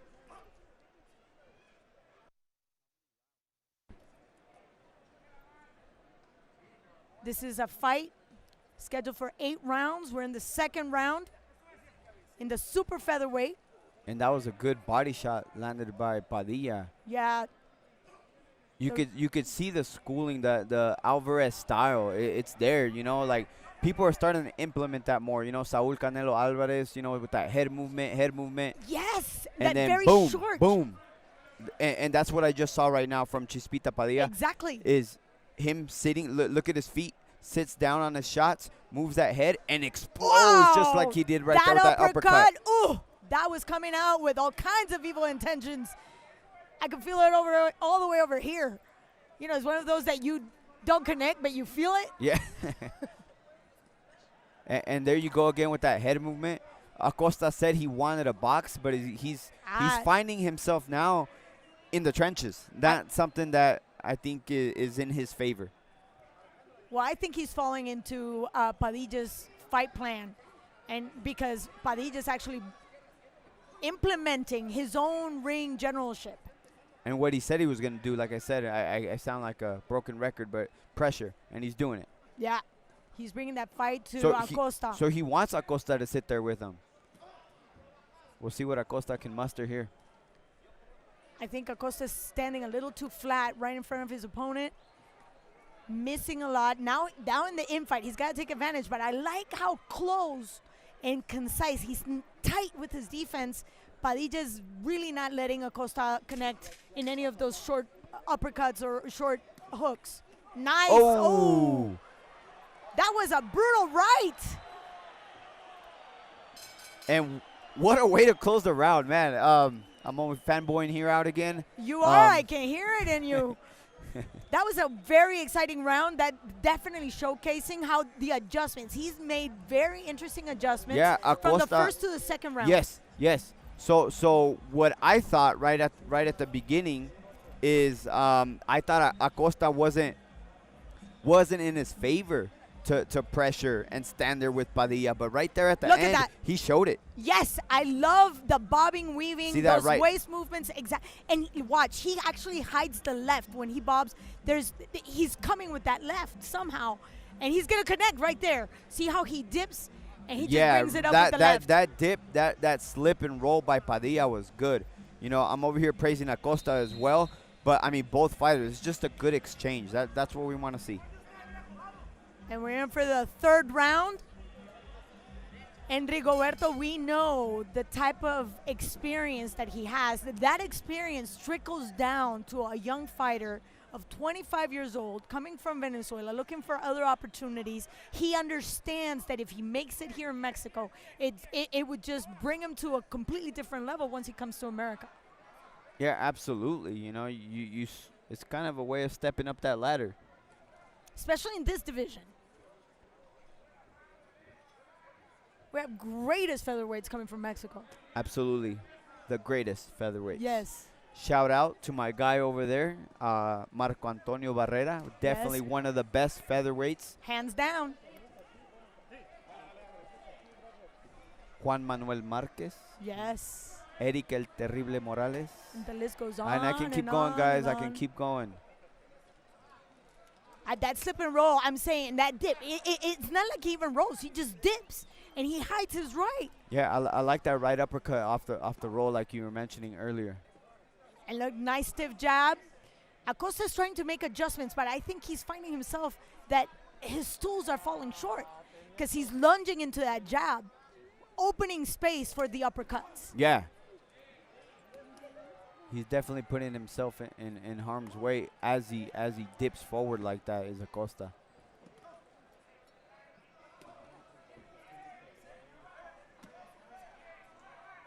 The pace kind of slowed down. Why do you think we're only in the third round? These are young men. Is it because they're just, just saving energy? I believe so. Most likely, and like you said, like in this round, they go back to the quarter. Maybe they both heard the same thing. You know what, guys? Hey, it's a long fight. Let's pace ourselves, and maybe that's what we're seeing here in the third round. And I like the way that Chispita Padilla keeps digging with the jab to the body, poking him Mayweather style, and also with that sharp right hand. I love the way he's working the angles. He's staying on his toes, staying active all the time. That really fills in the refs, the ref's eye, and obviously everybody that's scoring the fight right now is looking at how active he is and how he doesn't let ACOSTA connect. Yeah, he's controlling the ring in the middle ring generalship. All three judges are within good angle, so perfect scoring. I mean, perfect way to score for them. And he keeps doing it. Look, just like that. He's like razor focused. He does not take the eye off ACOSTA. And ACOSTA's doing his best right now to just stay in the fight, but he just cannot connect. How do you connect a moving target? And this is the end of this round. And I have to say, the judges right now must be very pleased with what they see in Padilla. Yeah, Padilla, I think, is shining a little bit more than the hometown boy, Jesus Panther Acosta. And you asked, what does he need to do, Acosta? I think he had a little success in the second round going forward and that typical Mexican style, but he went back to boxing right there. And if the guy has better head movement like Padilla does. Look at that uppercut. And nice connect with Acosta, you know, with the counter punch. And he did mention that he likes the counter punch. I don't understand why he's just not going and closing the gap and looking for the counter punch. And of course, that's the end result. He showed it there, you know. He does it well, and you're right. Why doesn't he just keep doing it? But it's easier said than done. You should know. I should. You remember those days. I do remember those days. I miss those days. Would you go back? Maybe it's time to go back. Maybe like Uncle Rico and Napoleon Dynamite. There you go. Oh, look at that. Nice, short, very active. Acosta coming out with a completely different motivation. Something sparked him. And he might have heard me, right? Because I said, what does he need to do? He needs to come out, press him like he did in the second round. And he seems to be doing that right now. Well, we're halfway there, so, you know, we're running out of time. Not to say that he's so far behind in the cards, but he's behind in my card. Yeah. Oh, Ooh. that left again. That left is lethal. And it's off the head movement, Claudia. Every single time it's off the slips. Exactly. And those are the ones that hurt and paralyze you when you don't see them. So Acosta is throwing. Padilla slips and just catches him with a solid shot, just like he did there again. Exactly. And I want to call it a roll, but it's not a roll. He just literally sits, hides his right, and then brings it back, or his left and brings it back. Yeah, and it varies. That's what makes a good fighter, you know. It varies. Slips right there like you saw. Yeah. Sometimes rolls like you're mentioning. Like Acosta is trying to get up into Padilla's face, looking for more action. But now, I mean, he's also, Padilla's also using his musculature, his size, his weight. Because I gotta tell you. Yeah. I think I'm with you on that. A little slip there. I'm with you on that. The fact that he looks a little bit bigger than Acosta. Well, yesterday we saw him. He didn't look as thick as he does today. Yeah. So kudos to whoever helped in the rehydration, because there's absolutely no trace of what we saw yesterday. Yeah, you're right. We didn't see that at the weigh-in. You know, they both looked about the same. And today Padilla looks a little thicker. Acosta, what? He's going after a hook, and he's not using his jab. And there's a difference in reach. It was only 2 inches. We talked about it in teletape. But here comes Padilla, and it's just immense, the type of effort that he brings in to close the gap, and just so aggressive. Yeah, so like you mentioned, he's not using that jab to try to come in. And it's hard to hit a moving target like Padilla we saw there, under twice. And he keeps doing it, and Acosta needs to figure out how to get through that movement. And I want to share something with you young fighters out there right now. The guy's moving his head. He can't move his body. Aim at his body. Aim at his neck. Hit whatever is there. Eventually, it'll stop moving. Yeah, you go for the trunk, the head will fall. Basic rule. Another beautiful way to end this round. A lot of activity. I saw a lot more production from Padilla, from Acosta. He's still falling short in terms of connectivity. The percentage of connection is not there. No, it's not there. And simply how you mentioned earlier. And Claudia, I want to say that I love the fact that you're so educated in the sport, because you see it right away. The things that I'm seeing, I shouldn't even be standing here. You could do the color commentating and be the analyst at the same time. Wait, stop. It's an honor to be here, to see you, and to share this moment. And I'd like to review what happened in this round. I love that razor focus. He does not even blink. Padilla is a man on a mission. I don't think I've seen Padilla this sharp. No, he's definitely looking sharp. And we mentioned earlier, you know, the corner that he's carrying, it's definitely seeing and telling in this fight. Yes. And I like the way he just had that half step, always on his toes. How draining is that to maintain that level of activity even when you're not throwing? Well, that's what you train for, Claudia. I mean, that's what you train for. You know, you put in that road work. You could see it on his body. He's got his abs showing. They're bulging out. Hater. Yeah. A hater. We should bring Chris Algieri.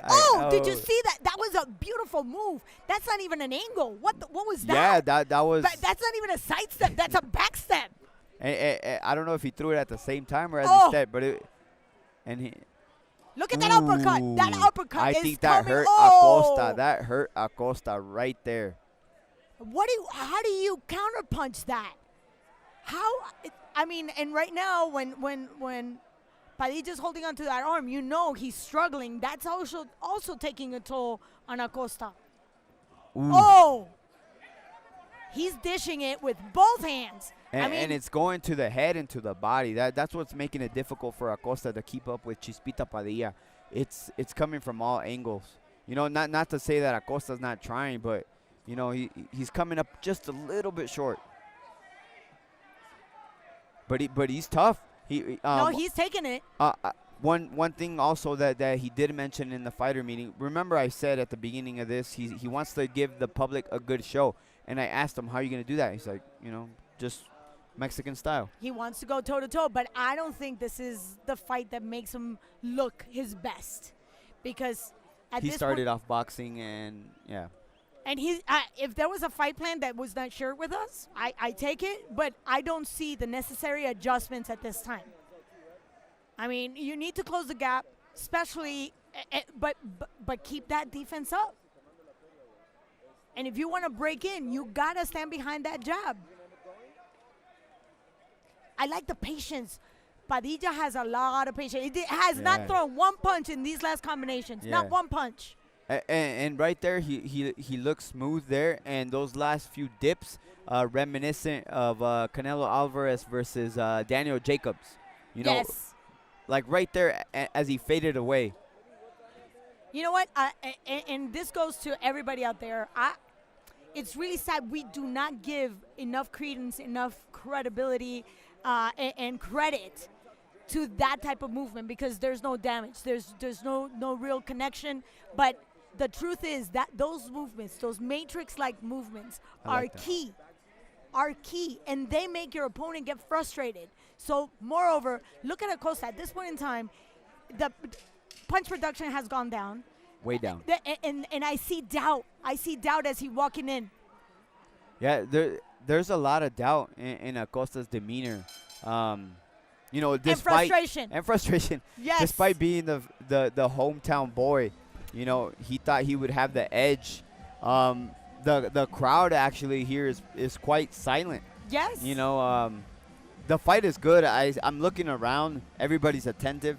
I think everybody's quiet. I'm almost willing to go and speak to Rigoberto and say, what did you give this kid? And guess who's already making his way to Estadio Jalisco? Julio César Chavez Jr. You know, he changed his hairdo. Yeah. I think I'm going to go to his hairdresser, saying hi to his corner waiting for him. Walking in with that swag. Yes, well, he's got swag. Absolutely. Talk about a family. Talk about a legacy. Talk about weight of boxing history. And there's Omar, too, getting ready. That's his mother, who came from Culiacan. And that's actually really nice to see. I wonder if Senior is going to be sharing the same locker room as well. All three Chavez in one room. Wouldn't that be interesting? I don't think I've ever seen that. Yeah, right? I'm almost ready to go talk to Rico and say, okay, what else are we going to develop? Okay, so again, the compass, that those legs still in motion. We're now round 6. At this point in time, I have most of my rounds for Padilla. I gave Acosta, I believe it was a second round. But yeah, you're right. Chispita Padilla, he's slowly taking over this fight. And the only thing he needs to do is put that cherry on top and get the finish. But I mean, Acosta's here in his ooh, good check hook again by Padilla. Yeah, and I'm going to give all the credit to Acosta because he's kept on ticking no matter how much licking he's taken. Because he's bunched a few. And look at that. There's still will That was a behind good ACOSTA. slip Yes. and roll and body shot. Uh-oh. A little bit of rubbery legs there. Yes. Oh. His footing is out. His footing is out. You know what that tells me? What does that tell you, Claudia? He's weak. He's weak. And he felt, you know, sometimes the knockout doesn't come from one punch. No. It's an accumulation. Yeah. The accumulation of punches is a real thing. I've compared this before to video games. You know, when you see the power bar and you keep hitting the guy and that power bar goes down. Video games. Yeah, that's a very good analogy in my opinion, because it's similar to what happens in a fight. You can be in the best of shape, but if you keep getting touch to the body. Okay, this is interesting. So Chispita lost his mouthpiece, and I could see Rigo giving some instructions. It took a long time to put that piece back in his mouth. Yeah, and that's also a no-no. Yes, that I was just gonna say. The referee should have. He should have walked with Yeah. with Padilla. That's, you know. Yeah, absolutely. And Common practice. It should be a stern warning, but hey, we miss him. We miss him. Yeah. It's okay. Okay, so I believe the local guy is waking up. The Panther is finally like sharpening his claws, but I don't think they're gonna be that effective because I see his legs are not there anymore. Once the legs are gone, what happens? Well, you're unable to do the things that you see in your head. If you see the shots, but the body does not respond. And look at that body shot by Padilla. No, that left again. It was a hard body shot. He just keeps going body, head again, and that right was right in the temple. I could feel my hypotheses moving. Wow. Solid body shots there by Padilla. It's really seems to be wearing on ACOSTA, like you said, like the legs are not there. They're not there. The heart is there. The heart. Yes, but we can see how that has diminished his power because he is cutting. We asked, why isn't he just closing the gap? Why isn't he just working the counterpunch? He tried, but it's not doing anything on Padilla. And guess who else is at home? Julio Cesar Chavez, the king of the ring, the great Caesar, the greatest Mexican fighter. I remember 89-0, and that for us, fantastic. You cannot miss this fight. This is going to be our main event, co-main event. No, main event for our pay-per-view. And we'll talk about that. Yes. This is going to be on Fight TV on demand. Julio Cesar Chavez fighting Macho Camacho Jr., Hector Camacho Jr., the rematch we never got a chance to see. Those were good days. So as you saw that, I mean, as you said, you know, with a little, because you knew that he was going to be the co-main event, but then Anderson Silva stepped in and said, you know what? No. You're right. Yeah. Uh-oh. Nice. ACOSTA. You're going to be the main event. So yes. Out of respect to Julio Cesar Chavez, legend, legacy, pride, what he means to boxing, Anderson Silva took a step down and said, you are the main event. Extremely humble by the MMA champion. I got to tell you, if I liked the guy before, I like him 100% more now, if it was even possible. Okay, I can see that ACOSTA has connected twice. Very, very nice. And in this round, it seems that ACOSTA seems to feel that urgency. Because like you said, you gave all the rounds to Padilla. So ACOSTA feeling that urgency, and he's fighting like it. Yeah, but mathematically speaking, we're looking for a Hail Mary. Yeah, we're looking for a Hail Mary right now. Time is running out. And I like the fact that there's a sense of urgency. But there's still... Good counter about that. Yes, but how do you connect on a moving target, especially when your mobility is so limited and you don't know how to cut? He's not cutting the ring. I don't see him cutting corners at all. How do you learn that? Well, I mean, in the gym, you should learn it. You spar, you get an idea, and now the coach says, "Hey, during the sparring you did this. Let's do this. You know, if that wasn't the case for ACOSTA, we're obviously seeing it here displayed in the fight. He does have the will. He is closing the gap. He's bringing the fight to Padilla, but Padilla is constantly moving, and also his production has also diminished because he's confident at this point in time. Ooh. Oh, again, now it's the right. So talk about being able to hit with both hands. He was christening him with the left hook all night, and he just unloads a solid right hand. But credit to ACOSTA, he's coming. He's coming. Yeah, he keeps going, but again, I think he's a little too flat-footed, and understanding that he needs to be able to hunt his opponent down, especially when he has so much mobility, like in the case of Padilla. I love the fact that he knows how to fight on his heels. And he's lost all respect. He's lost all respect for ACOSTA because his defense is down. He's literally dancing around. He took the punches. He kept going, and there is no effect, no damage. And that confidence that you're winning the fight. Yes, but you never know. Well, yeah, you never know. You never know. Tell Meldrick Taylor, and here he is, Julio Cesar, sitting in his locker room, and as always, surrounded by people who love him and respect him. His grandchildren, yes. Wow, that to me is nice. Isn't that beautiful? Yeah, absolutely. We're in the presence of 3 generations, and talk about that. Now that is the true legacy. You know, we can talk about boxing all we want because it's what we love, but as a person, it's got to be very rewarding to be able to have all your loved ones in the family, your sons, even Christian is there. That's the youngest of the boys. Yeah, and you see right here, that's amazing. That is amazing, honestly. Most people, I don't think a lot of people know how loving Julio Cesar Chavez is. I've known him for 30 years, and he's really generous, very warm-hearted. Like, he embraces people around him. His Absolutely. loved ones. So touching on that, at the weigh-in, at the public weigh-in, he stayed there for quite some time, taking pictures, signing gloves, signing posters. And while we're talking about that, here is Padilla again. He works almost like there's like a rubber band that takes him to the right and left, and he uses that spiral as a torque. It's amazing. Oh, but ACOSTA, now that's the counterpunch. He should have used that from the very get-go, from the beginning.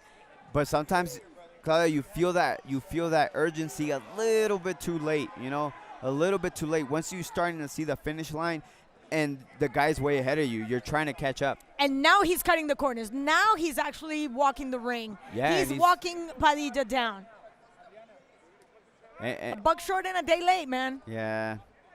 We'll see. I mean, we still have a good amount of time left in this round for him to throw that Hail Mary, but it seems unlikely.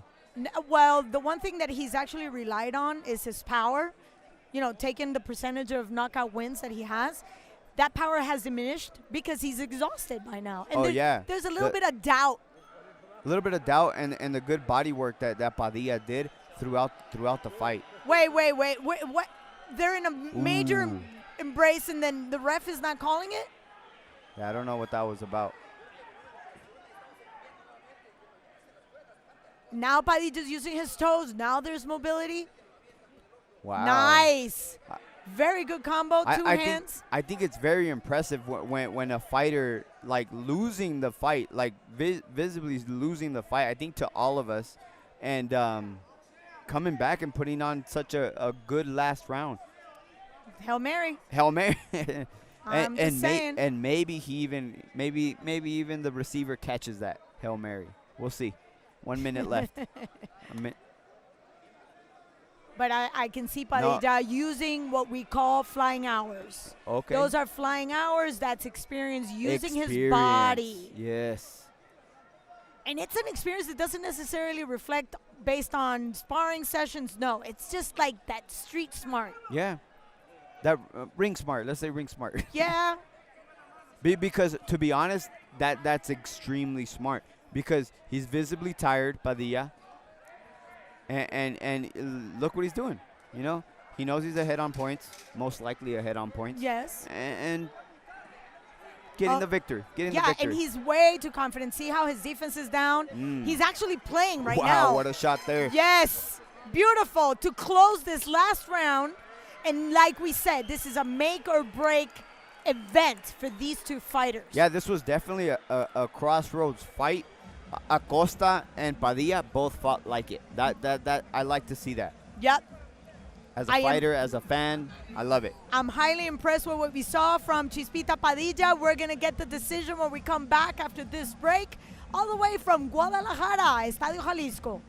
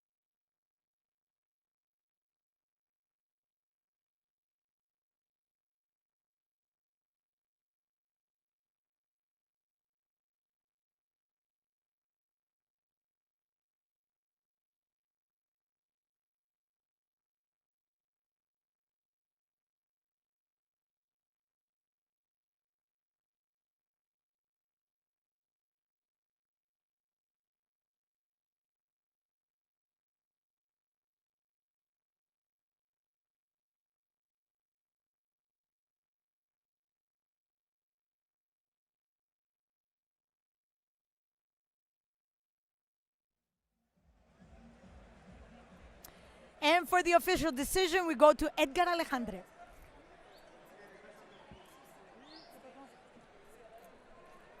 Continuamos con ustedes, amables amigos, seguimos desde Guadalajara, Jalisco, México, los CESAR. El resultado de esta pelea, el juez Roberto Rodríguez da puntuación 72-80.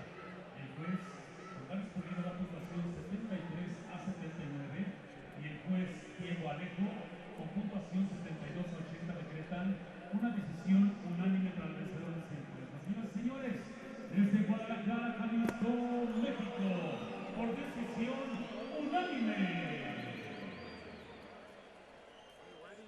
De Caracas, Venezuela, Leonardo Chispita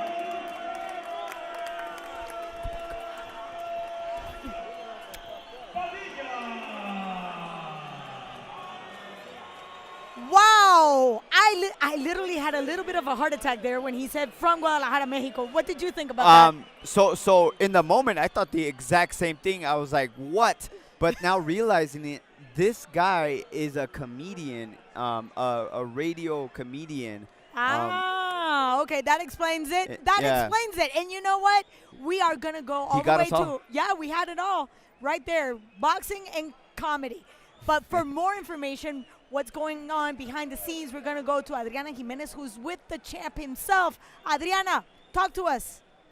Hey guys, I'm so excited to be here with the Gran Campeón Mexicano. Everybody wants a little bit of the champ. Everyone wants the pictures and the autographs. But Campeón, can you talk to me about the emotions that are going through your mind? You've walked into the stadium. You're getting ready for the last final fight of your career. What are those emotions going through your mind? Esas emociones que sientes ahorita antes de tu última pelea. La verdad son sentimientos encontrados, la verdad, porque te juro por Dios que estoy nervioso, la verdad es como si fuera una pelea formal, será porque están peleando mis hijos también y hay pues sentimientos encontrados, pero pues voy a tratar de hacer, es una exhibición, voy a tratar de hacer lo mejor que pueda. We've seen... He says that he has mixed emotions. Obviously, this is his farewell fight, but also he has his sons fighting on this card, so he's excited, he's sad, he's nervous, he's everything that you could think of. We've seen the Mexican fans react like always, so much love, so much respect. Why give them this very last fight here in Guadalajara? ¿Por qué darles esta última pelea aquí en Guadalajara? Bueno, la verdad estoy muy agradecido con el gobernador Enrique Alfaro por darnos la oportunidad. Él nos pidió que hiciéramos la exhibición aquí y la verdad pues yo acepté con mucho gusto porque nos han dado todas las facilidades y la verdad que estamos muy contentos. This location was offered and he right away agreed with no problem. He's very happy to be here and put on a great show. You are going against your doctors, your family, and you're saying that you're going to take off your headgear on that last round against everyone, putting your life on the line, because that's what they've told you, that you could die if there's a bad punch without that headgear. Why do it? ¿Por qué quitarte la careta si te dicen que te puedes morir en el ring?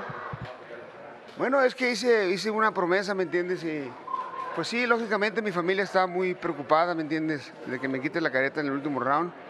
Pero yo, bueno, voy a quitar, ¿me entiendes? Y aunque el doctor, la verdad, vino directamente de Puebla, el que me operó, y dice que no, que es imposible que me quite la careta, que si estoy loco, dice, o qué, dice, o me quiero morir, o qué. Pues vamos a ver qué pasa en este cuarto round. Vamos a ver si me la quito o no me la quito. His doctors really don't want him to take it off. It's really extremely dangerous. He could lose his life in the ring. But he said he's a man of his word. He wants to keep his word, but I mean, it is really risky. So we'll see what happens. Campeón, un mensaje a toda la afición que está aquí en el Estadio Jalisco y que todos que van a comprar el pay-per-view. Message for everyone who's watching on pay-per-view and here at the stadium. Bueno, a todos mis paisanos en Estados Unidos que todavía faltan 2-3 horas para la pelea, que compren su pay-per-view, porque les voy a regalar 4 rounds inolvidables. Y a la gente aquí de Jalisco, muchas gracias por todo su apoyo. Crystal, there you have it, the words of the champ. He's really excited. Back to you guys. There he is, the man of the night. He is literally risking his life tonight. He is. Literally risking it. When he was in the meetings yesterday, he even went as far to say, well, even if I do tomorrow die in the ring, at least I'll be dying doing what I love. That's How exactly awesome right. would that be? That's Those were his words.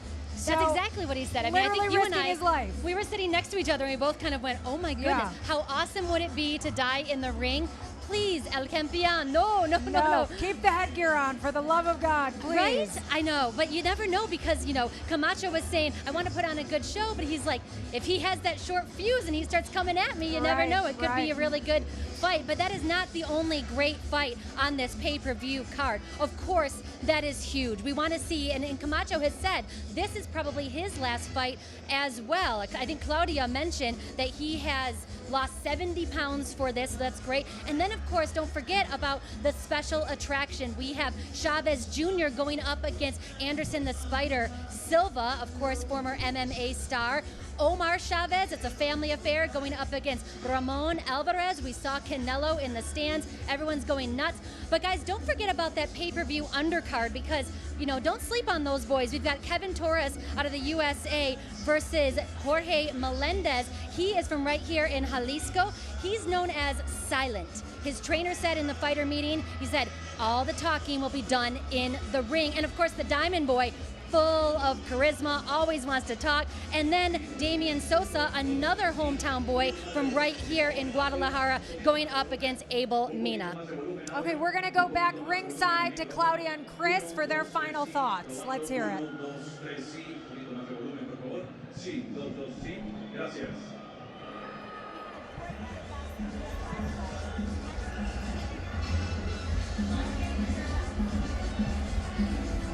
All right, their audio's not working, so we're going to have to check back in a little bit later. So it's going to be back to us. Do we have any tweets that we can go through? I think we do have a tweet if they have time to bring it up here. We do? All right. So, of course, we want you to be using hashtag tribute to the Kings. We also want you to be using Gracias Campeón. And the producers behind the scenes are working really hard, pulling some of the best tweets there. I think we've got one that we're coming up in just a little bit here. And it is Gracias Campeón for putting Mexico all the way to the top. You are and will always be the greatest Mexican fighter, and that is so true. And it's interesting to see Canelo here because is the torch being passed tonight with Chavez Sr. officially stepping down and saying this is going to be it. We heard him say today it is very risky. El Campeón, please be safe out there against Hector Camacho Jr. There's a lot at risk tonight, and we are wrapping it up for the evening. So if you haven't gotten the pay-per-view yet, you need to go do it. But actually, we are going to be able to go ringside very quickly. Hopefully the audio is working. So go ahead, Claudia and Chris. Are you guys there? Oh, yes, we are. Thank you, Crystal. Courtney, the truth of the matter is we had a great night of boxing. We had the pro debut with a first-round knockout. Then our second fight, another first-round knockout. But the legacy continues with another family, the Alvarez's family. Not only in the ring, but in the corners. Yeah, young Alvarez, nephew of Canelo, just putting on a spectacular show. The ring announcer went ahead and even said maybe even a, he didn't say maybe, he said a future world champion. That's kind of rough.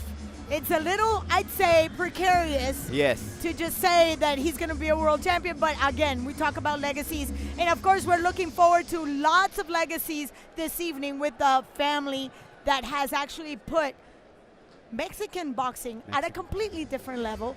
The Chavez family, the Alvarez family, and I like what Crystal and Courtney were talking about.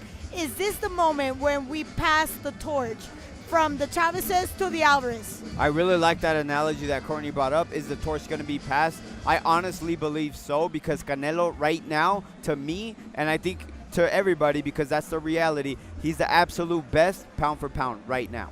I totally agree. So we go back to Courtney and Crystal, and this was a great night of boxing. We wait for you here at pay-per-view. It is a great night. Thank you so much, Claudia and Chris. If you have not signed up yet, you can go to fight.tv, FITE.tv, to sign up now. You do not want to miss these fights tonight. That's it for us. Thank you so much. We'll see you soon.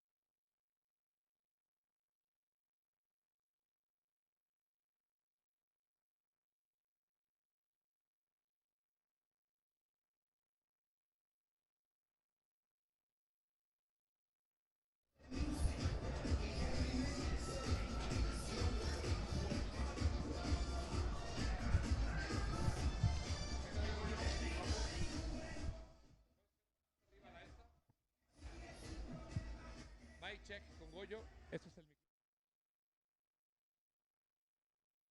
mic check, ¿todo bien? Bien. Sí, Eric Perez here. I'm here, Eric Perez, in the Grand Arena in Guadalajara. We're gonna, yes, here, very.